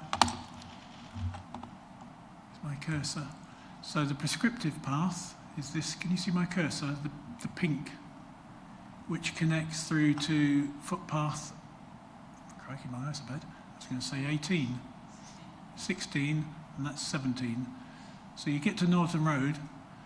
Here there is an access into the eastern end of the creamery. So people do walk across at that point. Within the site, and this is the point that you made. Are we able to zoom in a bit, Beth? Sorry, I don't want to. One, because I'm having trouble seeing, and two, we only need that little bit of the corner of the plan. Because I can see Councillor Elkin looking a bit quizzical, so I'm not doing a very good job of explaining, so I need to improve up my game. Here we go. Yeah, so prescriptive path, people, that's well used, dog walkers and the like, and you have to cross Norton Road at that point, and people do. And that's a track into the creamery. That path goes further northwards. Whilst the application on this site is a full application, that is only for the residential element, the bit in the red line in this corner.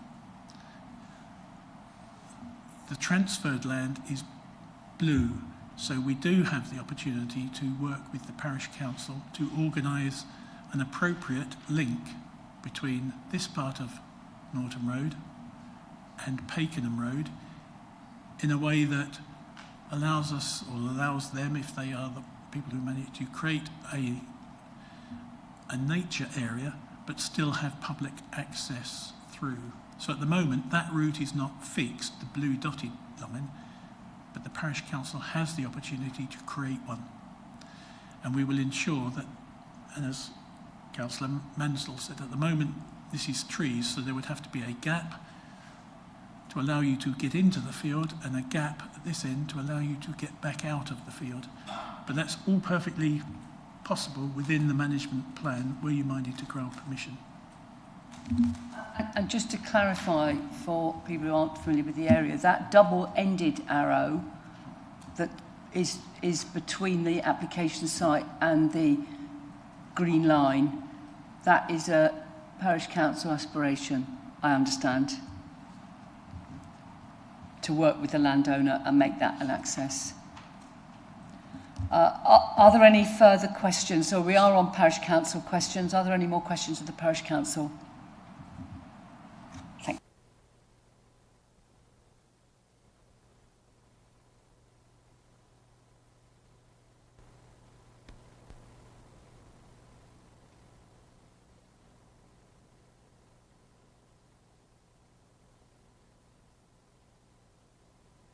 Sorry, if you come off mute, Mr. Wade.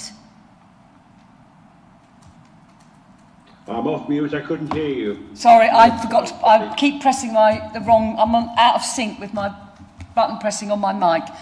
So we've got 3 minutes for you to have your say, and if you can just stay on there in case there are any questions from the members. Sure. Thank you. Over to you.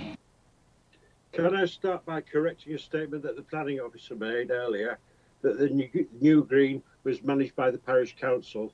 It isn't. The parish council are the custodian trustees.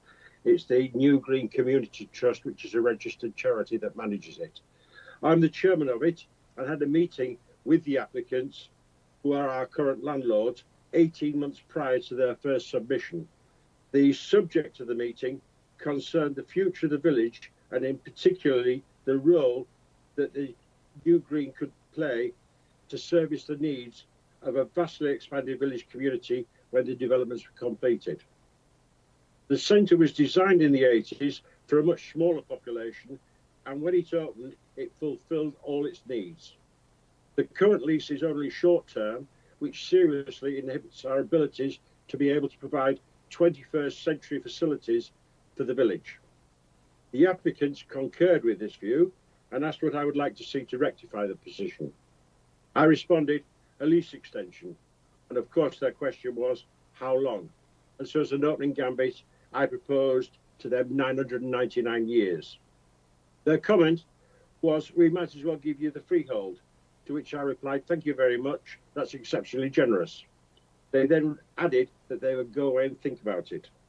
So that meeting was when the first seeds for this application were sown. The planning proposal safeguards the future of the most important and largest open space in the village, and provided that the obligation for the new owners is legally binding, it preserves in perpetuity for the use of the land for the community and recreational purposes. Should the planning application be approved, it opens up multiple opportunities for development or additional community facilities, possibly with even some form of medical facility in the village. This is a unique opportunity that will never be available again.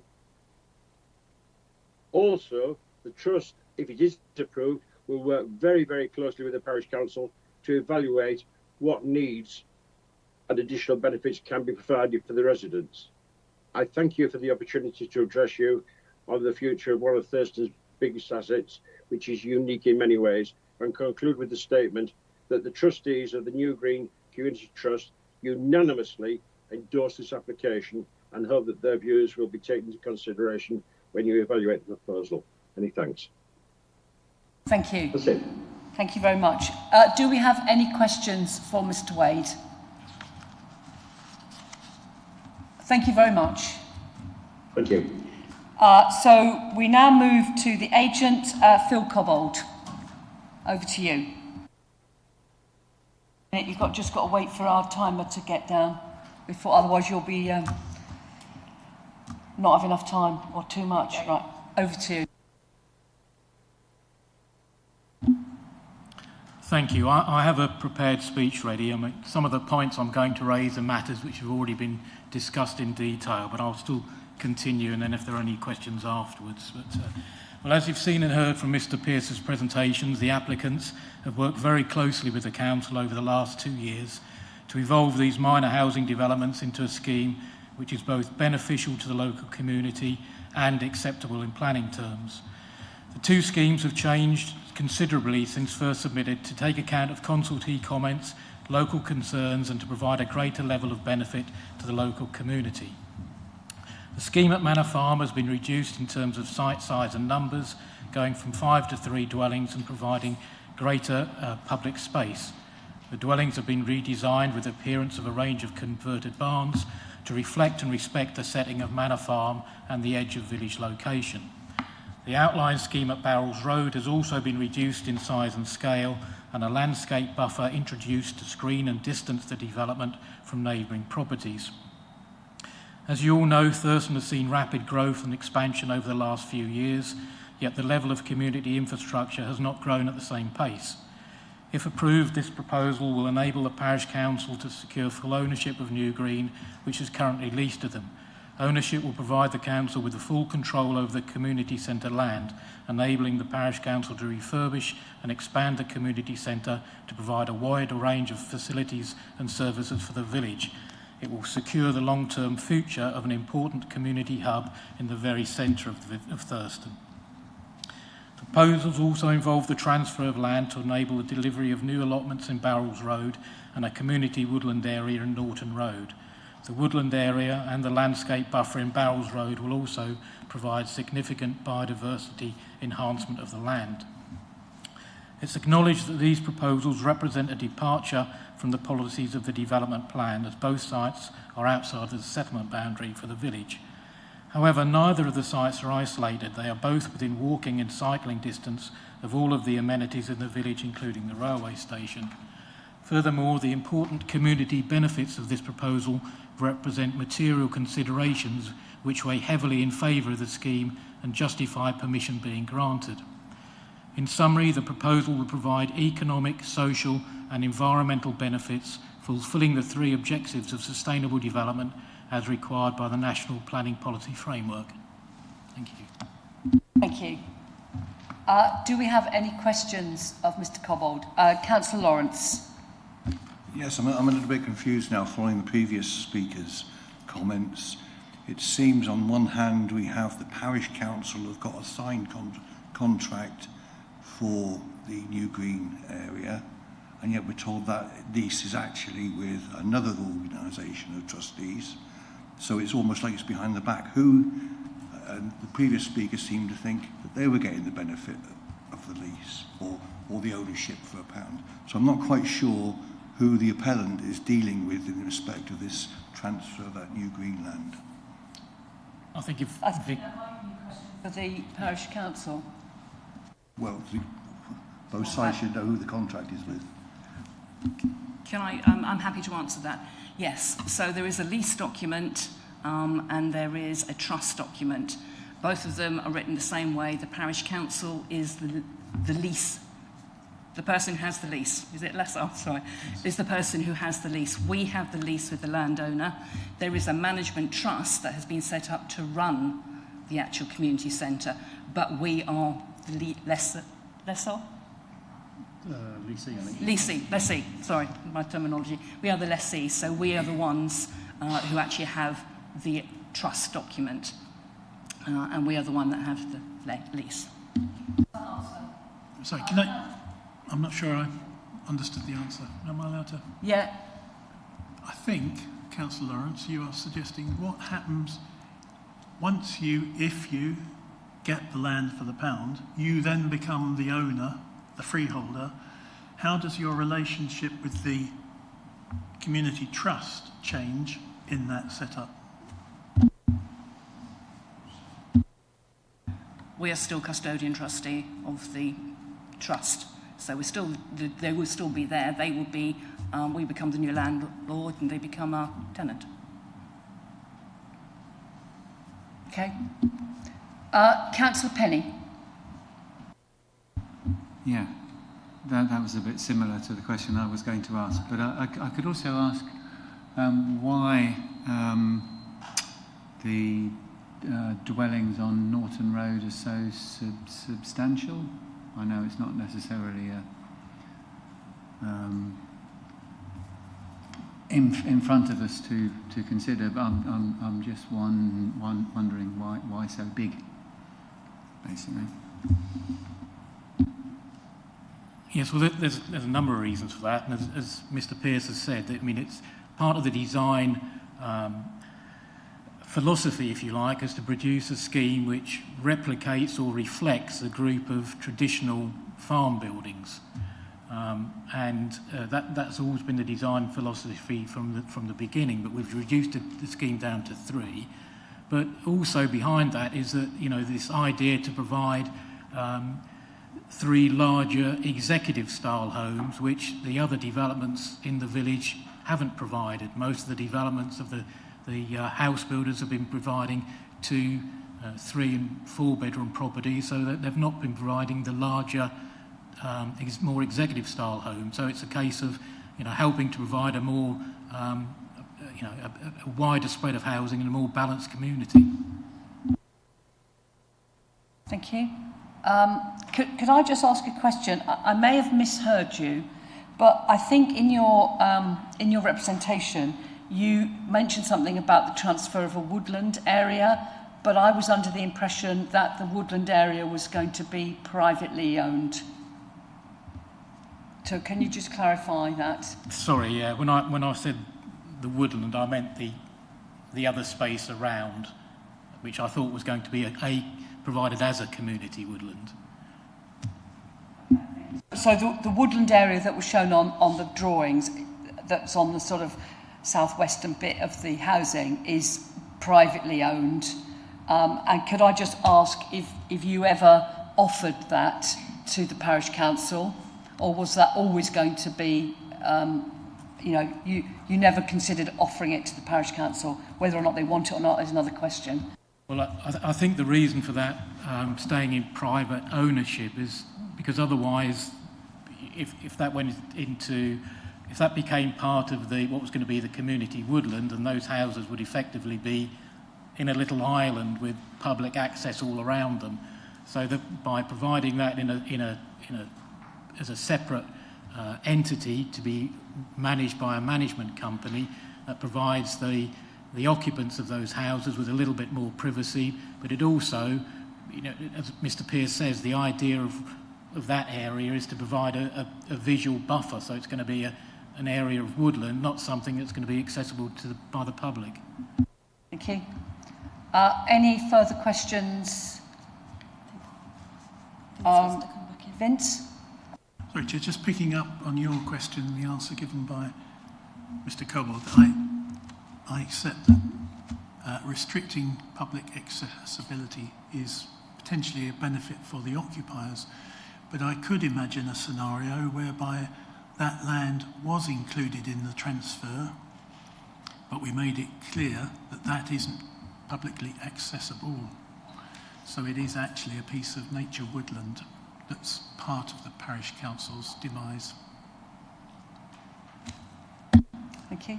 Any further questions? Okay, thank you very much, Mr. Cobbold. We have 2 ward members in Thurston, and unfortunately neither of them are able to be here today.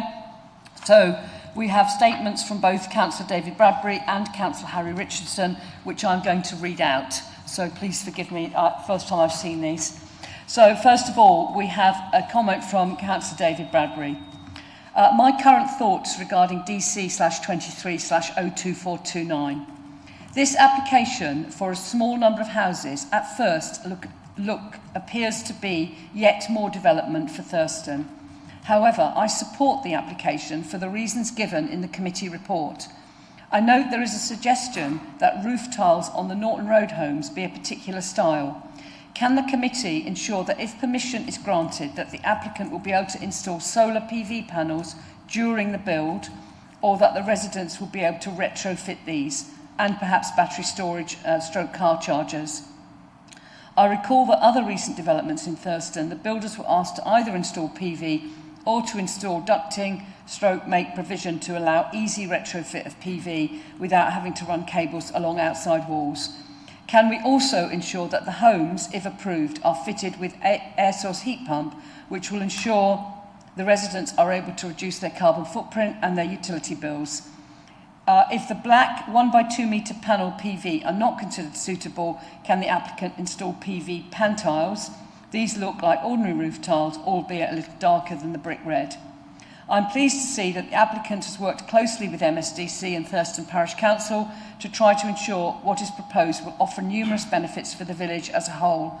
These benefits, such as the large number of allotments, Thurston hardly has any, and the wildlife areas, will improve the well-being of residents. Apologies for not being able to attend in person. That's from Councillor David Bradbury. And now we have a representation from Councillor Richardson. Firstly, may I thank planning officers for their extensive work in bringing the application to committee in its current form, and to Thurston Parish Council for their patience and persistence during that process. I recognise that for many residents this application is contentious. Most development in Thurston is. Nonetheless, there are significant benefits to the wider community associated with this application, and these must be taken into consideration. The transfer of the new green land to the Parish Council and the acquisition of the site adjacent to Barrels Road will safeguard their enjoyment by the public in future and protect against excessive development or the removal of existing community assets. The reduction in both the size of the development at Barrels Road and in the number of dwellings is a welcome revision to the application. Likewise, though outside of the settlement boundary, the dwellings north of Norton Road are not excessively removed from the cluster of buildings around Manor Farm, and their design is sympathetic to the rural surroundings. I do have concerns about an increase in traffic along Barrels Road, which is a narrow highway where it is often difficult for 2 cars to pass without greatly reducing speed and or climbing the grass verge. However, the prospect of a separate pedestrian access to the site and the absence of any formal objection from Suffolk Highways does mitigate this somewhat. On balance, given the significant public benefit, I am therefore supportive of this proposal, though I would like to add the caveat that my support is conditional on the land transfer being concluded directly between the current freeholder and the parish council as per the officer's recommendation. So we don't have either of the ward members here to answer questions. Yeah, so would I. So I'm going to, we now have finished the public statements. I'm going to suggest that we take a short break, a short comfort break. So it's now... the planning officers need a longer break to discuss the matters. Right, okay. So what, 10 minutes, 15 minutes? 15. Shall we take a 15-minute break? So that's back at 5 to 12, please.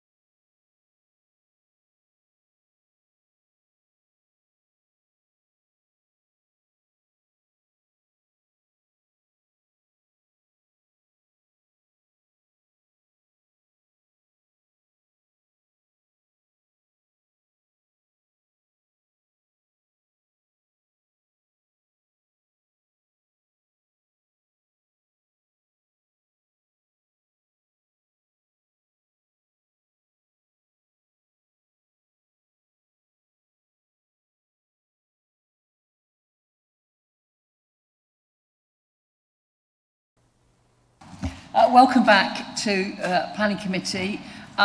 Just before we go into debate, I'd just like to pick up some of the points raised in Councillor Bradbury's representation about PV panels, EV charging, and things like that, and whether we need to think about sustainability. So just want to ask the planning officers to confirm whether we've already got that in hand or not.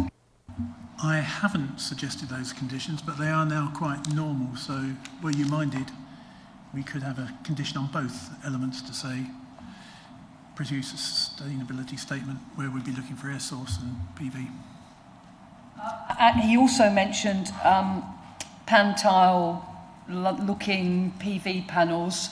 I presume that's because of the proximity to the listed buildings, and would that be appropriate? It may well be, yes, particularly at Norton Road. And there are, as you know, there are solar tiles, solar slates. Depending on the orientation and what we can see, that would also be important. But because we've removed PD, we'd have that ability, but it's no harm making it front and centre if members so wished. Thank you. And also, before we go to debate, I think Mr Isbell, Chief Planning Officer, has come up with some reworded recommendations. Thank you, Chairman. So I'd like to talk to you a little bit about the planning obligations that have been in discussion, the question of the New Green Centre and New Green and its future, and the tying together of these bits. You've obviously got a table paper which has got various recommended obligations. I'm going to try and simplify things so that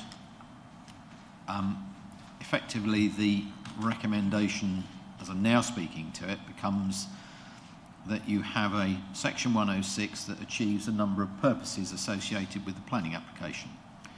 So they would be to secure the transfer of the identified land within the planning application to be retained for the purposes of community recreation, sport and community facilities, and for ecological enhancement and landscape management in perpetuity. So that secures a transfer of land within the application site. And that it follows you'd also have, as you have previously set out, but just trying to rationalise this down so it's not confusing, an affordable housing contribution of £266,185. An obligation to secure a design code to our satisfaction in consultation with the Parish Council in relation to the Barrels Road land prior to the submission of a reserve matter there. The provision of a scheme for the delivery of a footway cycleway link from Barrels Road through to Church Road, type and surface to enable public access for all, and that scheme to include a timetable for its provision through the development of any undeveloped land. So that connects Barrels Road to Church Road, and clearly with a residential development and a piece of allotment and other land, that should enable us to secure that link in a timetable which can be agreed. And in relation to the Norton Road land, the provision for to include in the 106, provision for a scheme of a pedestrian link from Norton Road to Pakenham Road, including there too a timetable for its provision. So you've got links across both pieces of land built in, you've got a design code for the outline application element in Barrels Road, and you've got an affordable housing contribution there, and we also have the transfer of the land within the planning application. Now, as Mr Pearce has kindly described within the report, there is also this question that's important to Parish Council of the transfer of the New Green Centre so that they have control over its future. And I think from my point of view that achieves purposes which are, they're not described within the application, they're not part of the application land, but they are important to the parish and the neighbourhood plans delivery. So I'm going to make a recommendation to you that those are not within a section 106 but within a section 111 agreement under the Local Government Act 1972, which is a broader power, I understand, and that the transfer of that land is secured through that mechanism. So the land that isn't part of the planning application which it's proposed to transfer is effectively secured in this resolution through a new agreement under section 111 which runs in parallel with the section 106. And to seek to agree that on terms to satisfaction of Chief Planning Officer in consultation with the Chair. In the event that we can't reach agreed terms on a section 111, I'd propose that we bring the application back in front of committee for a further look. So the application would not be decided in that case. We'd report back on as far as we had got.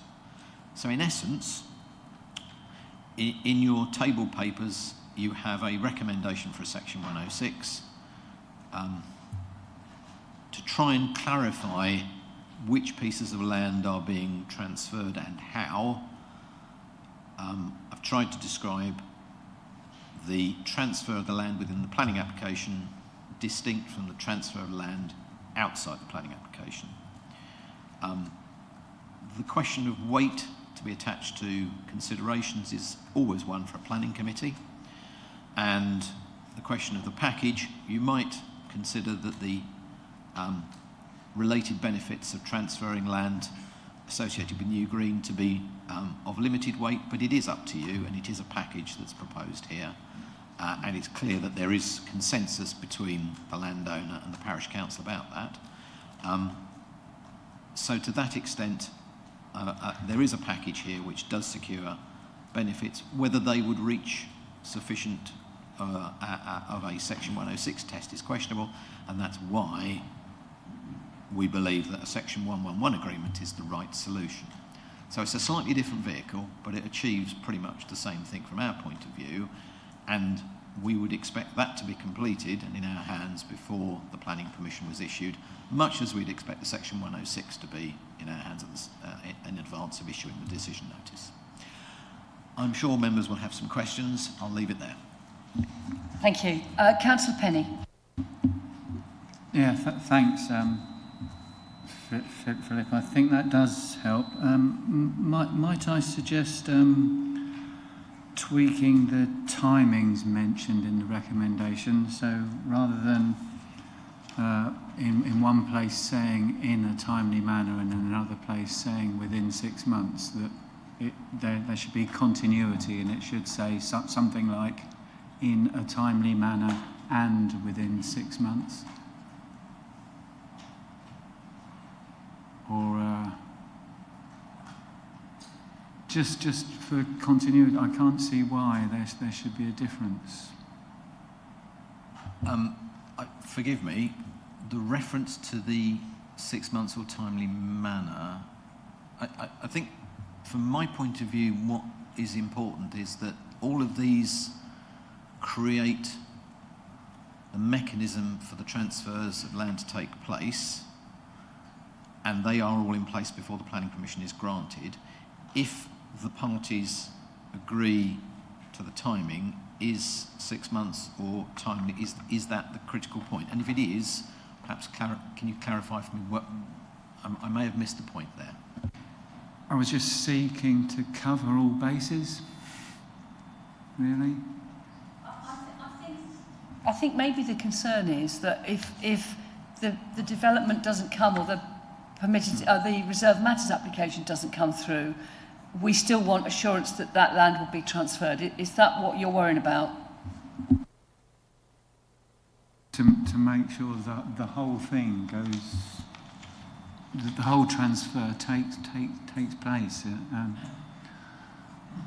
in a timely manner.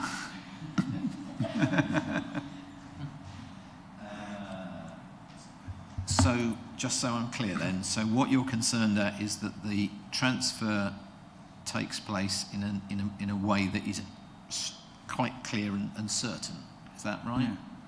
Whether it's 3 months, 6 months, 9 months? For the whole thing, right. for all the parcels of land. So. Okay, so yeah, can I have some thinking time on that, please? Maybe you can think on that whilst we're in the debate. Is that okay? Councillor Lawrence. Just to interrupt Phil's thoughts, I might have misunderstood, but I thought you sort of said that section 111 applying to the new green had to be, or was put in place before planning permission was given. Both of these agreements would need to be in place before the decision notice was issued. Yes, but what they do is create the mechanism.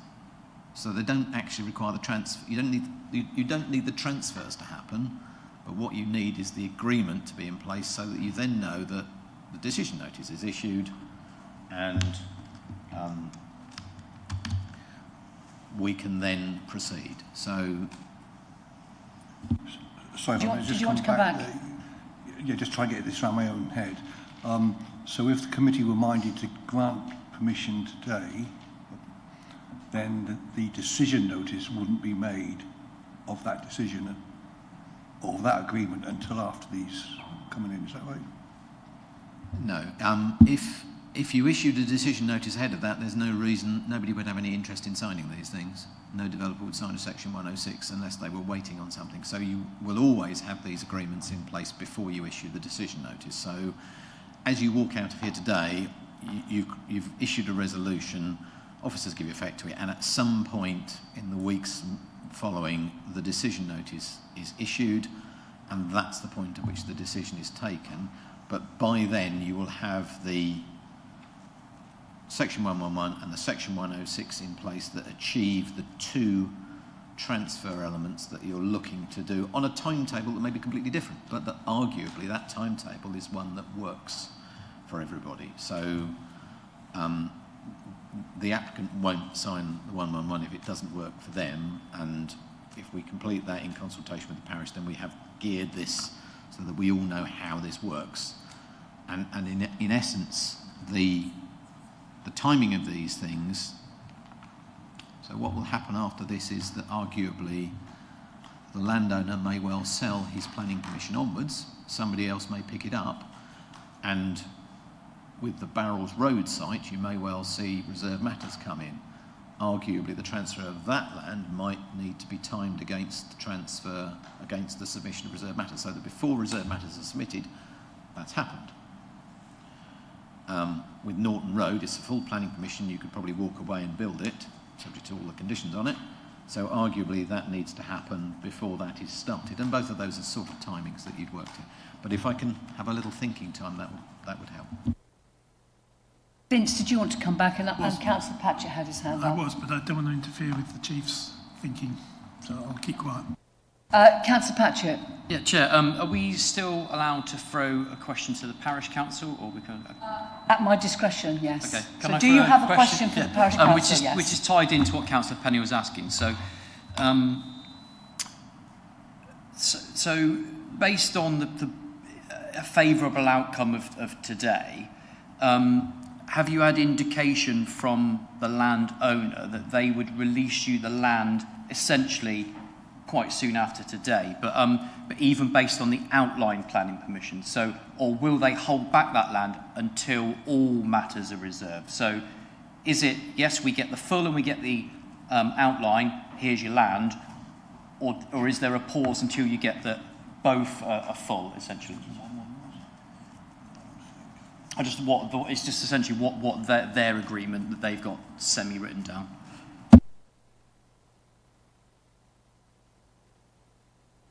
I mean, clearly the Section 106 has to be agreed before any transfer of land. It won't happen tomorrow, even if we have a resolution to say yes now. No, but the question was essentially, will they transfer the land with outline, or will they have to wait for the whole lot? That was what I was wanting to make sure that happened. So, Vin.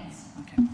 I understand the point made by Councillor Patchett, and I don't want to have misled the committee, but when I was asked, I did say it is my understanding that all the land would be transferred upon the grant of planning permission. If that isn't the case, then I welcome Councillor Patchett's question and whatever the answer is from the Parish Council. I have no intention of trying to mislead the committee. Vicky. Yes, it is on grant of permission. The land will be transferred. The legal agreement is worded that way. So all of the land will be signed over. Thank you. Councillor Penny. Can I ask a follow-up question to Councillor Patchett's question? Is the parish council happy with the use of the Section 111 mechanism? Yes, and it understands the full provisions of that Act, so yes, it's quite happy. Thank you. So I'm now going to open this item up for debate. Anyone like to make a start? Councillor Hellingham. I think a lot of work has been put into this application from the officers, from the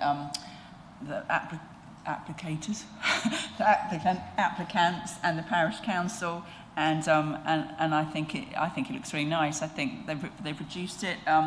The numbers, and I think the houses are going to be lovely. Like the parish council said, there's been a lot of, I can't remember if it's the parish council or the agent, there's been a lot of houses, you know, frankly, we know what Thurston's had to put up with, but they're on a mass scale. These will be a different class altogether, and I think they're going to be really nice, and I understand there's been local concerns, but I think a lot of work's been done to mitigate that, and with the planting and the leaving of the trees that are already there, I think it's going to look really nice.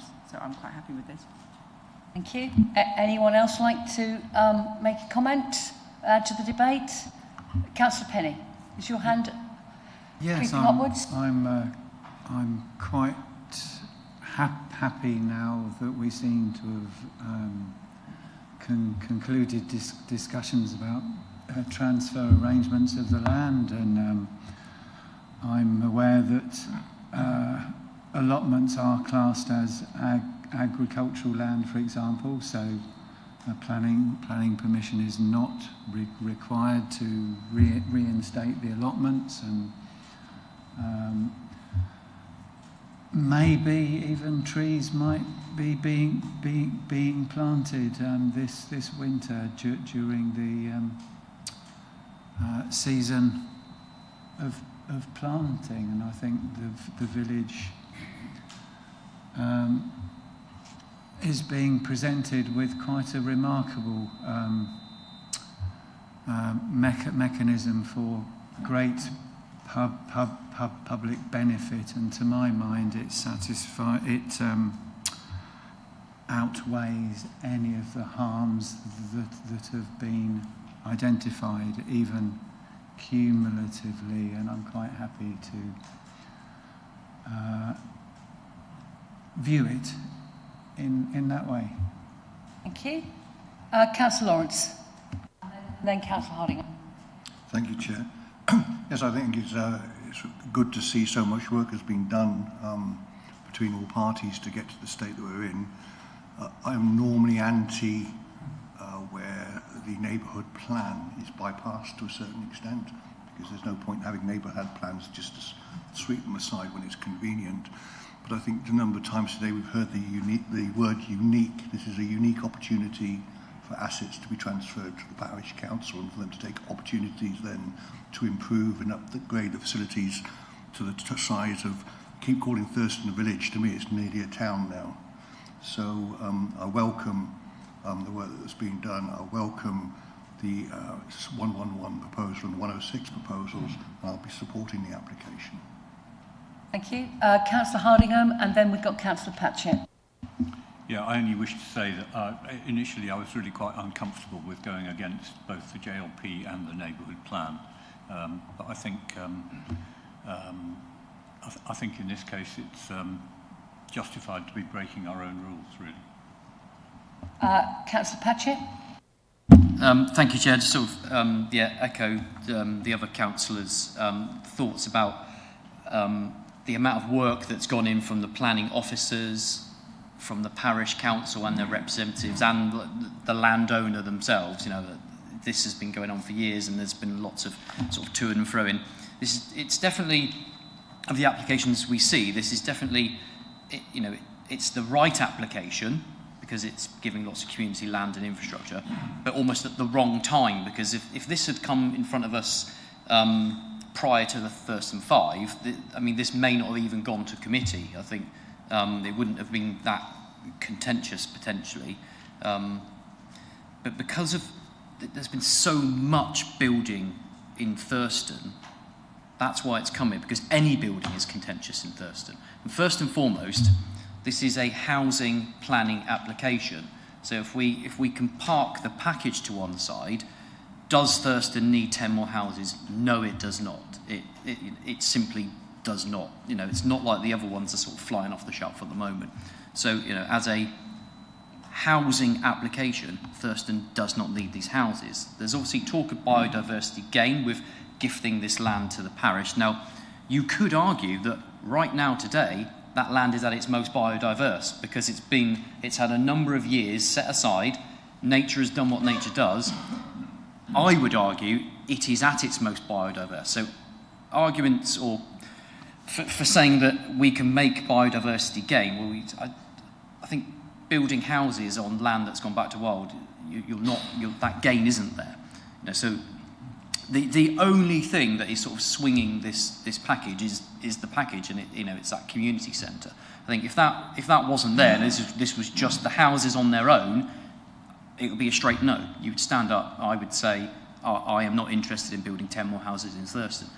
But that package is so strong, it's definitely a swing. So again, it's a tricky one. I'm definitely on the fence on this one. I think I would have liked to have seen the applications in isolation, each side. The houses are different. They're not geographically linked. I don't see why they've been brought together. I would have preferred to have seen them separate. But yeah, so definitely still on the fence from my side. Thank you. Councillor Elkin? Thank you. Yeah, no, it is a really difficult one. I came in really concerned about the heritage impact on the Norton Road site and the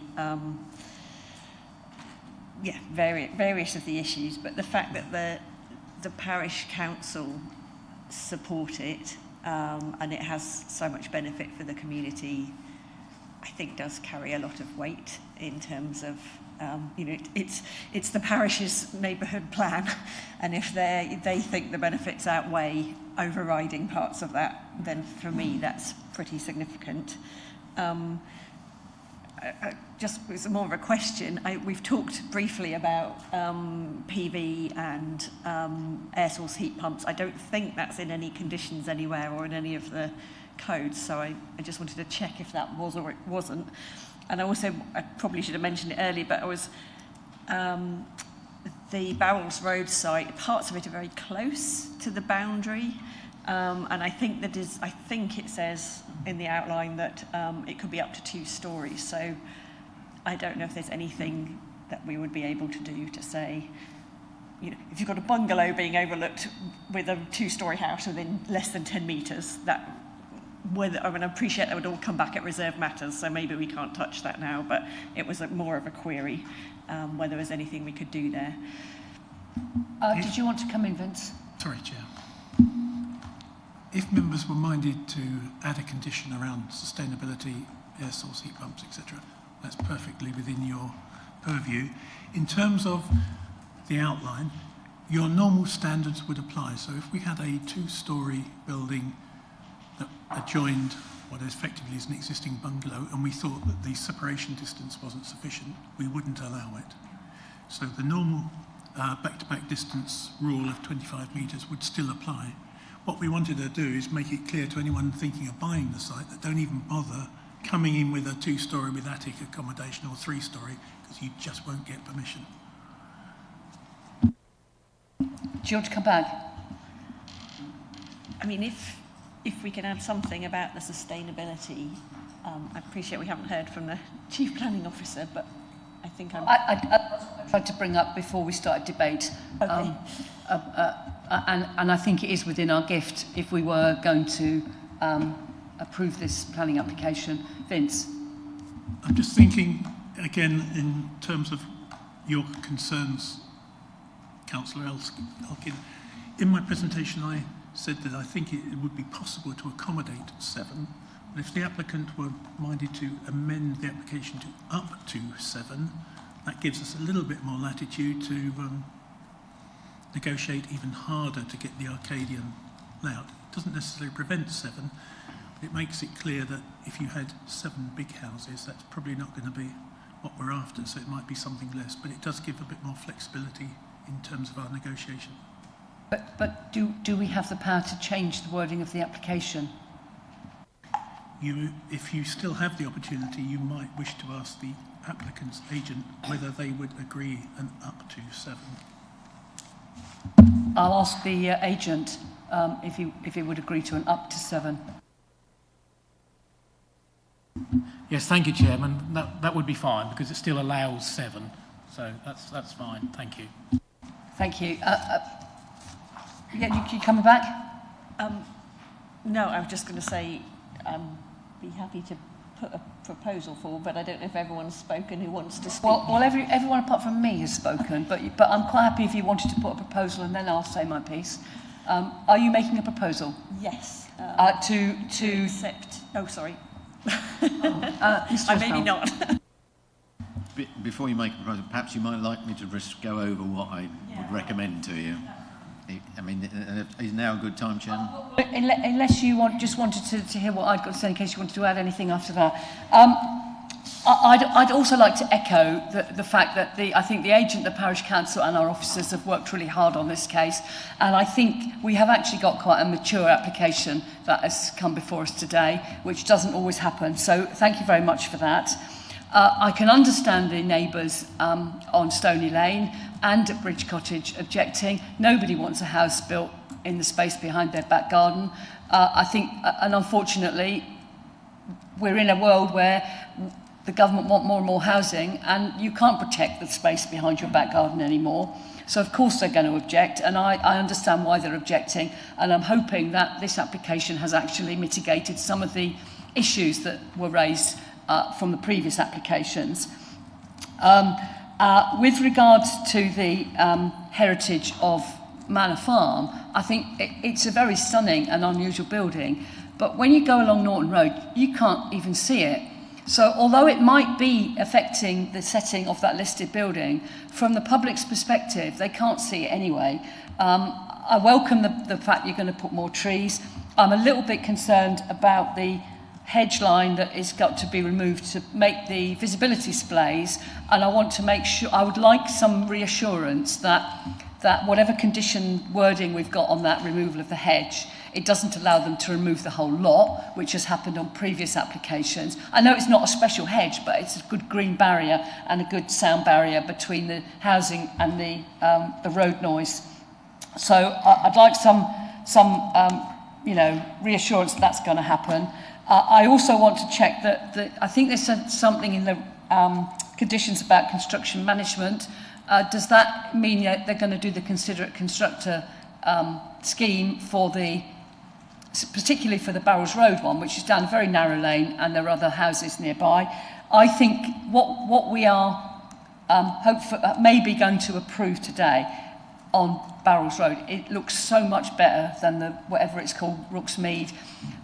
When you see the photo of that and you say, where's the green? It's all hard surfaces. It just looks horrible and it's right in your face. So I'm hoping that this application is going to give us a better, a more attractive little housing development. The agent mentioned, I think it was in response to Councillor Penny's question about the size of the houses on Norton Road. And yes, they are big executive homes in a sort of semi-rural location. What I would like to see is that because we are seeing this as a package, is there any way we can get a good mix on the Barrows Road site to counteract those big executive homes? I don't know if there's anything in this Thurston neighbourhood plan that asks for specific housing mix or whether that is already in a condition, but it would be nice if we could have a range of 2 to 4 bedrooms in that 7, just so that we have got the full range of housing.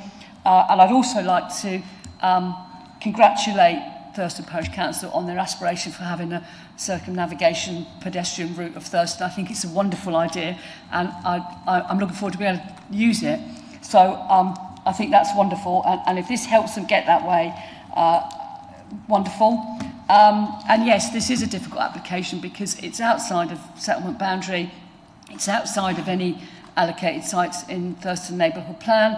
But yes, I think the package of benefits is going to be a great asset to Thurston, and I think we have to bend the rules a little bit and say this is something that Thurston Parish Council want. They want to have this amenity land. They want to take on the management of a little nature reserve. I think it's all needs to be welcomed. So I am in favour, but I would like the sustainability, energy and water sustainability thing. Can that go on the outline as well as the reserve matters? I'd like something a bit to reassure me that we're not going to get 7 5-bed executive homes on Barrows Lane, and make sure we got considerate construction. Thank you. Can I just, in response, sorry, Councillor Harding. Do you want to come back, Councillor Harding? I just, in terms of sustainability, I noticed that at some point in the report, there's mention of EPC A or B. And I wonder if this is an aspirational site, whether we shouldn't be looking for EPC A. And I would have thought the owners of those houses would, in the longer term, benefit significantly from having a better performing building. Thank you for that. Finn. Thank you. If I start with Councillor Hardingham, it is aspirational. You don't actually have a policy that says that's what we will seek to achieve. So I was hoping to nudge people up to the higher end. However, if you were to say ideally A, or the council would prefer A, at least that gives a bigger nudge. That might be an informative, perhaps, that the council hopes to see EPC A. But in a similar vein, Chair, your question about the range of houses, I think it is a good point, and I think within the reserved matters we should include reference to unit sizes, because the Thurston neighbourhood plan does put emphasis on providing smaller units for the elderly, downsizers and young families who are looking to get their foot on the housing ladder. And if we're looking at an Arcadian layout, it would be nice to get a broad range rather than somebody think that 7 big 5-bed monsters is appropriate.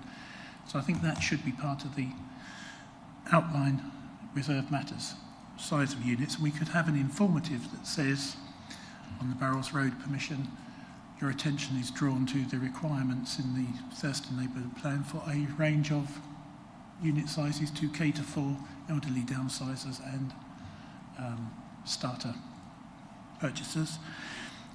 We are suggesting a condition that there should be no removal of trees on Norton Road, but I think we should extend that to include the hedge row so that we don't, as you say from your experience, we don't suddenly find that the whole lot's gone.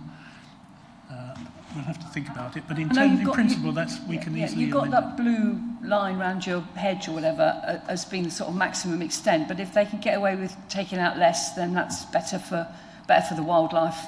Yeah, I'm sure if that is the will of the committee, we can craft some words to ensure that that is what we end up with. Considerate constructor? That would all be part of the construction anyway. Management plan, yeah. Okay. Councillor Penny. Yeah, in a similar vein, talking about outline reserve matters, could we also look at securing footpaths to be suitable for wheelchairs and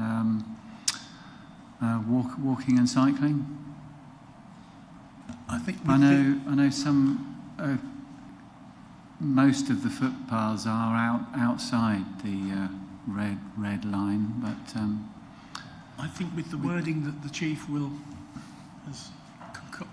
has created, I think that could form part of it. But if not, we can certainly have a condition that says footways, cycleways shall be provided to be all-weather, all-purpose, all accessible in terms of construction. And has the Chief had enough thinking time to conclude the time question? I'm going to go to you next, Phil, because you did say you were going to read something out before Councillor Elkin made her proposal. So over to you. Chair, sorry, I think we can show you the wording. There's quite a lot of wording. On the screen. Oh, even better. As long as it's big enough for us to be able to read. Thank you. It's over 2 pages. So firstly, this is an amendment to the Section 106 part of the recommendation. So, subject to the prior completion of a Section 106 agreement on terms of the satisfaction of the local planning authority to secure the transfer of the identified land within the planning application to be retained for the purposes of community recreation, sport and community facilities and for ecological enhancement and landscape management in perpetuity, together with its appropriate landscape, ecological and community facilities management plan. Such transfer to be not later than the... And this is an amendment to what Claire has. I think because this document has to be in place before you grant planning permission, it is a little irrational to actually make it contingent then on the grant of planning permission. So I would say not later than 3 months from the grant of planning permission rather than the words you've actually got on the screen in front of you, and to make that part of both elements. However, and the obligations in the Section 106 also include affordable housing contribution 266,185, that's right Vince, isn't it? Yes. Thank you. An obligation to secure a design code to the satisfaction of the local planning authority in consultation with the parish council in relation to Barrels Road land prior to the submission of any reserved matters thereon. An obligation to secure the provision of a scheme for the delivery of a footway cycleway link from Barrels Road to Church Road of a type and surface to enable public access for all. The scheme shall include timetable for the provision of through the development and the undeveloped land, because the timing there may be important. An obligation to secure the provision of a scheme for the delivery of a pedestrian link from Norton Road to Pakenham Road, and again a timetable for the provision of that, and standard parish liaison arrangements. And I think next, yeah.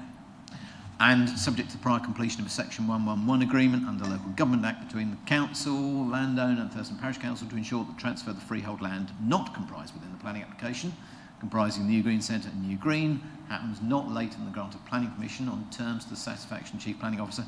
Again, I'd say not later than 3 months from the grant of planning permission, rather than actually on the grant of planning permission, in consultation with the Chair of Planning Committee, in the event that that doesn't happen, to report that back to committee, and subject to all of those provisions to grant planning permission, subject to the conditions as recommended or as amended by Vincent, or such other conditions as officers think fit. So there's a slight tweak to what's on the screen. In answer to your question, Councillor Penny, I think 3 months from the grant of planning permission is reasonable. I think you've already heard from Parish Council that it's expected to happen quicker anyway, but 3 months seems a reasonable time for everybody to get their ducks in a row. Happy to take any other questions, and that's the legal side of it covered, Chairman. So I think we now need to go back to Councillor Elkin, who was, I think, about to make a proposal on those terms. No, Mark wants to come We in. had conditions as well, Chair. Do you want, have you got those sort of brief?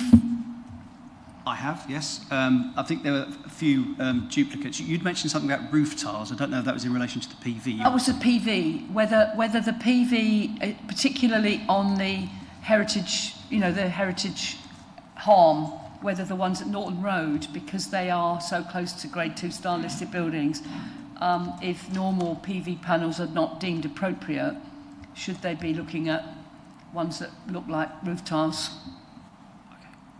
Right, so the conditions, or just to say first of all, because the recommendation, sorry, the description of the outline elements slightly changed, say up to 7, so that's part of the proposal. The conditions I have here, you mentioned no trees, hedges to be removed on Barrels Road, I think it was, is that right? Norton Road. In the Barrels Road one, isn't it? Norton Road, okay. There was reference to trees and you want to add hedges to it, is that right? Yes. That was it, okay. Consider it constructor's scheme even. PV panels, sustainability, air source heat pumps, all of those were mentioned. Do you want to just say sustainability measures, or do you want to... Do we have a sort of sustainability measures to be agreed by the local planning authority?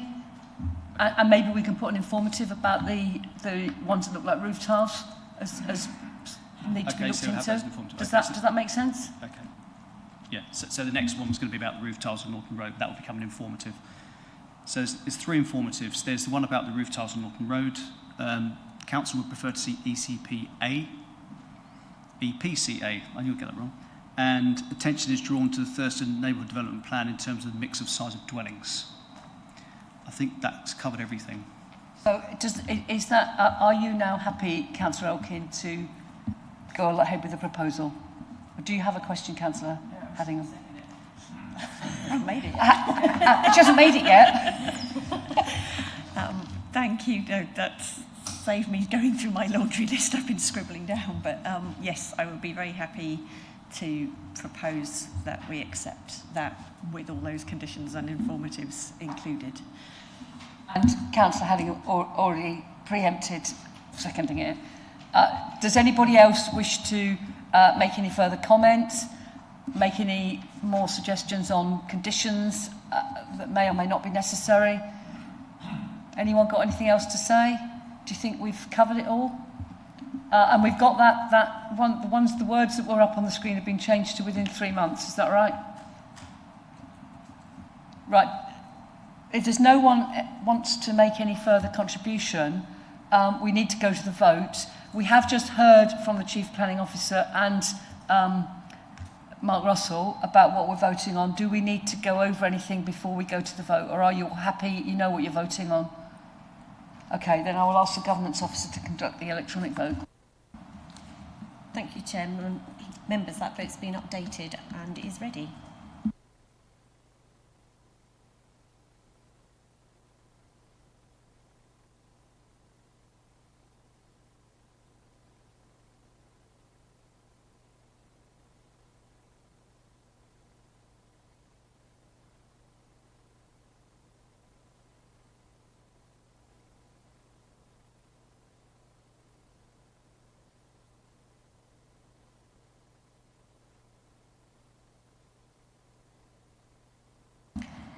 Thank you, members. Chair, that's 6 votes for and 1 against. That's carried. Thank you. We're now finished item number 7. We have our last item on the agenda, site inspections. Do we have any site inspection requests? No. So, thank you all very much for your time. The next meeting of Mid-Suffolk Planning Committee will be on Wednesday, 24th of September at 9:30 in the Council Chamber. Thank you very much. I close this meeting at 12:36.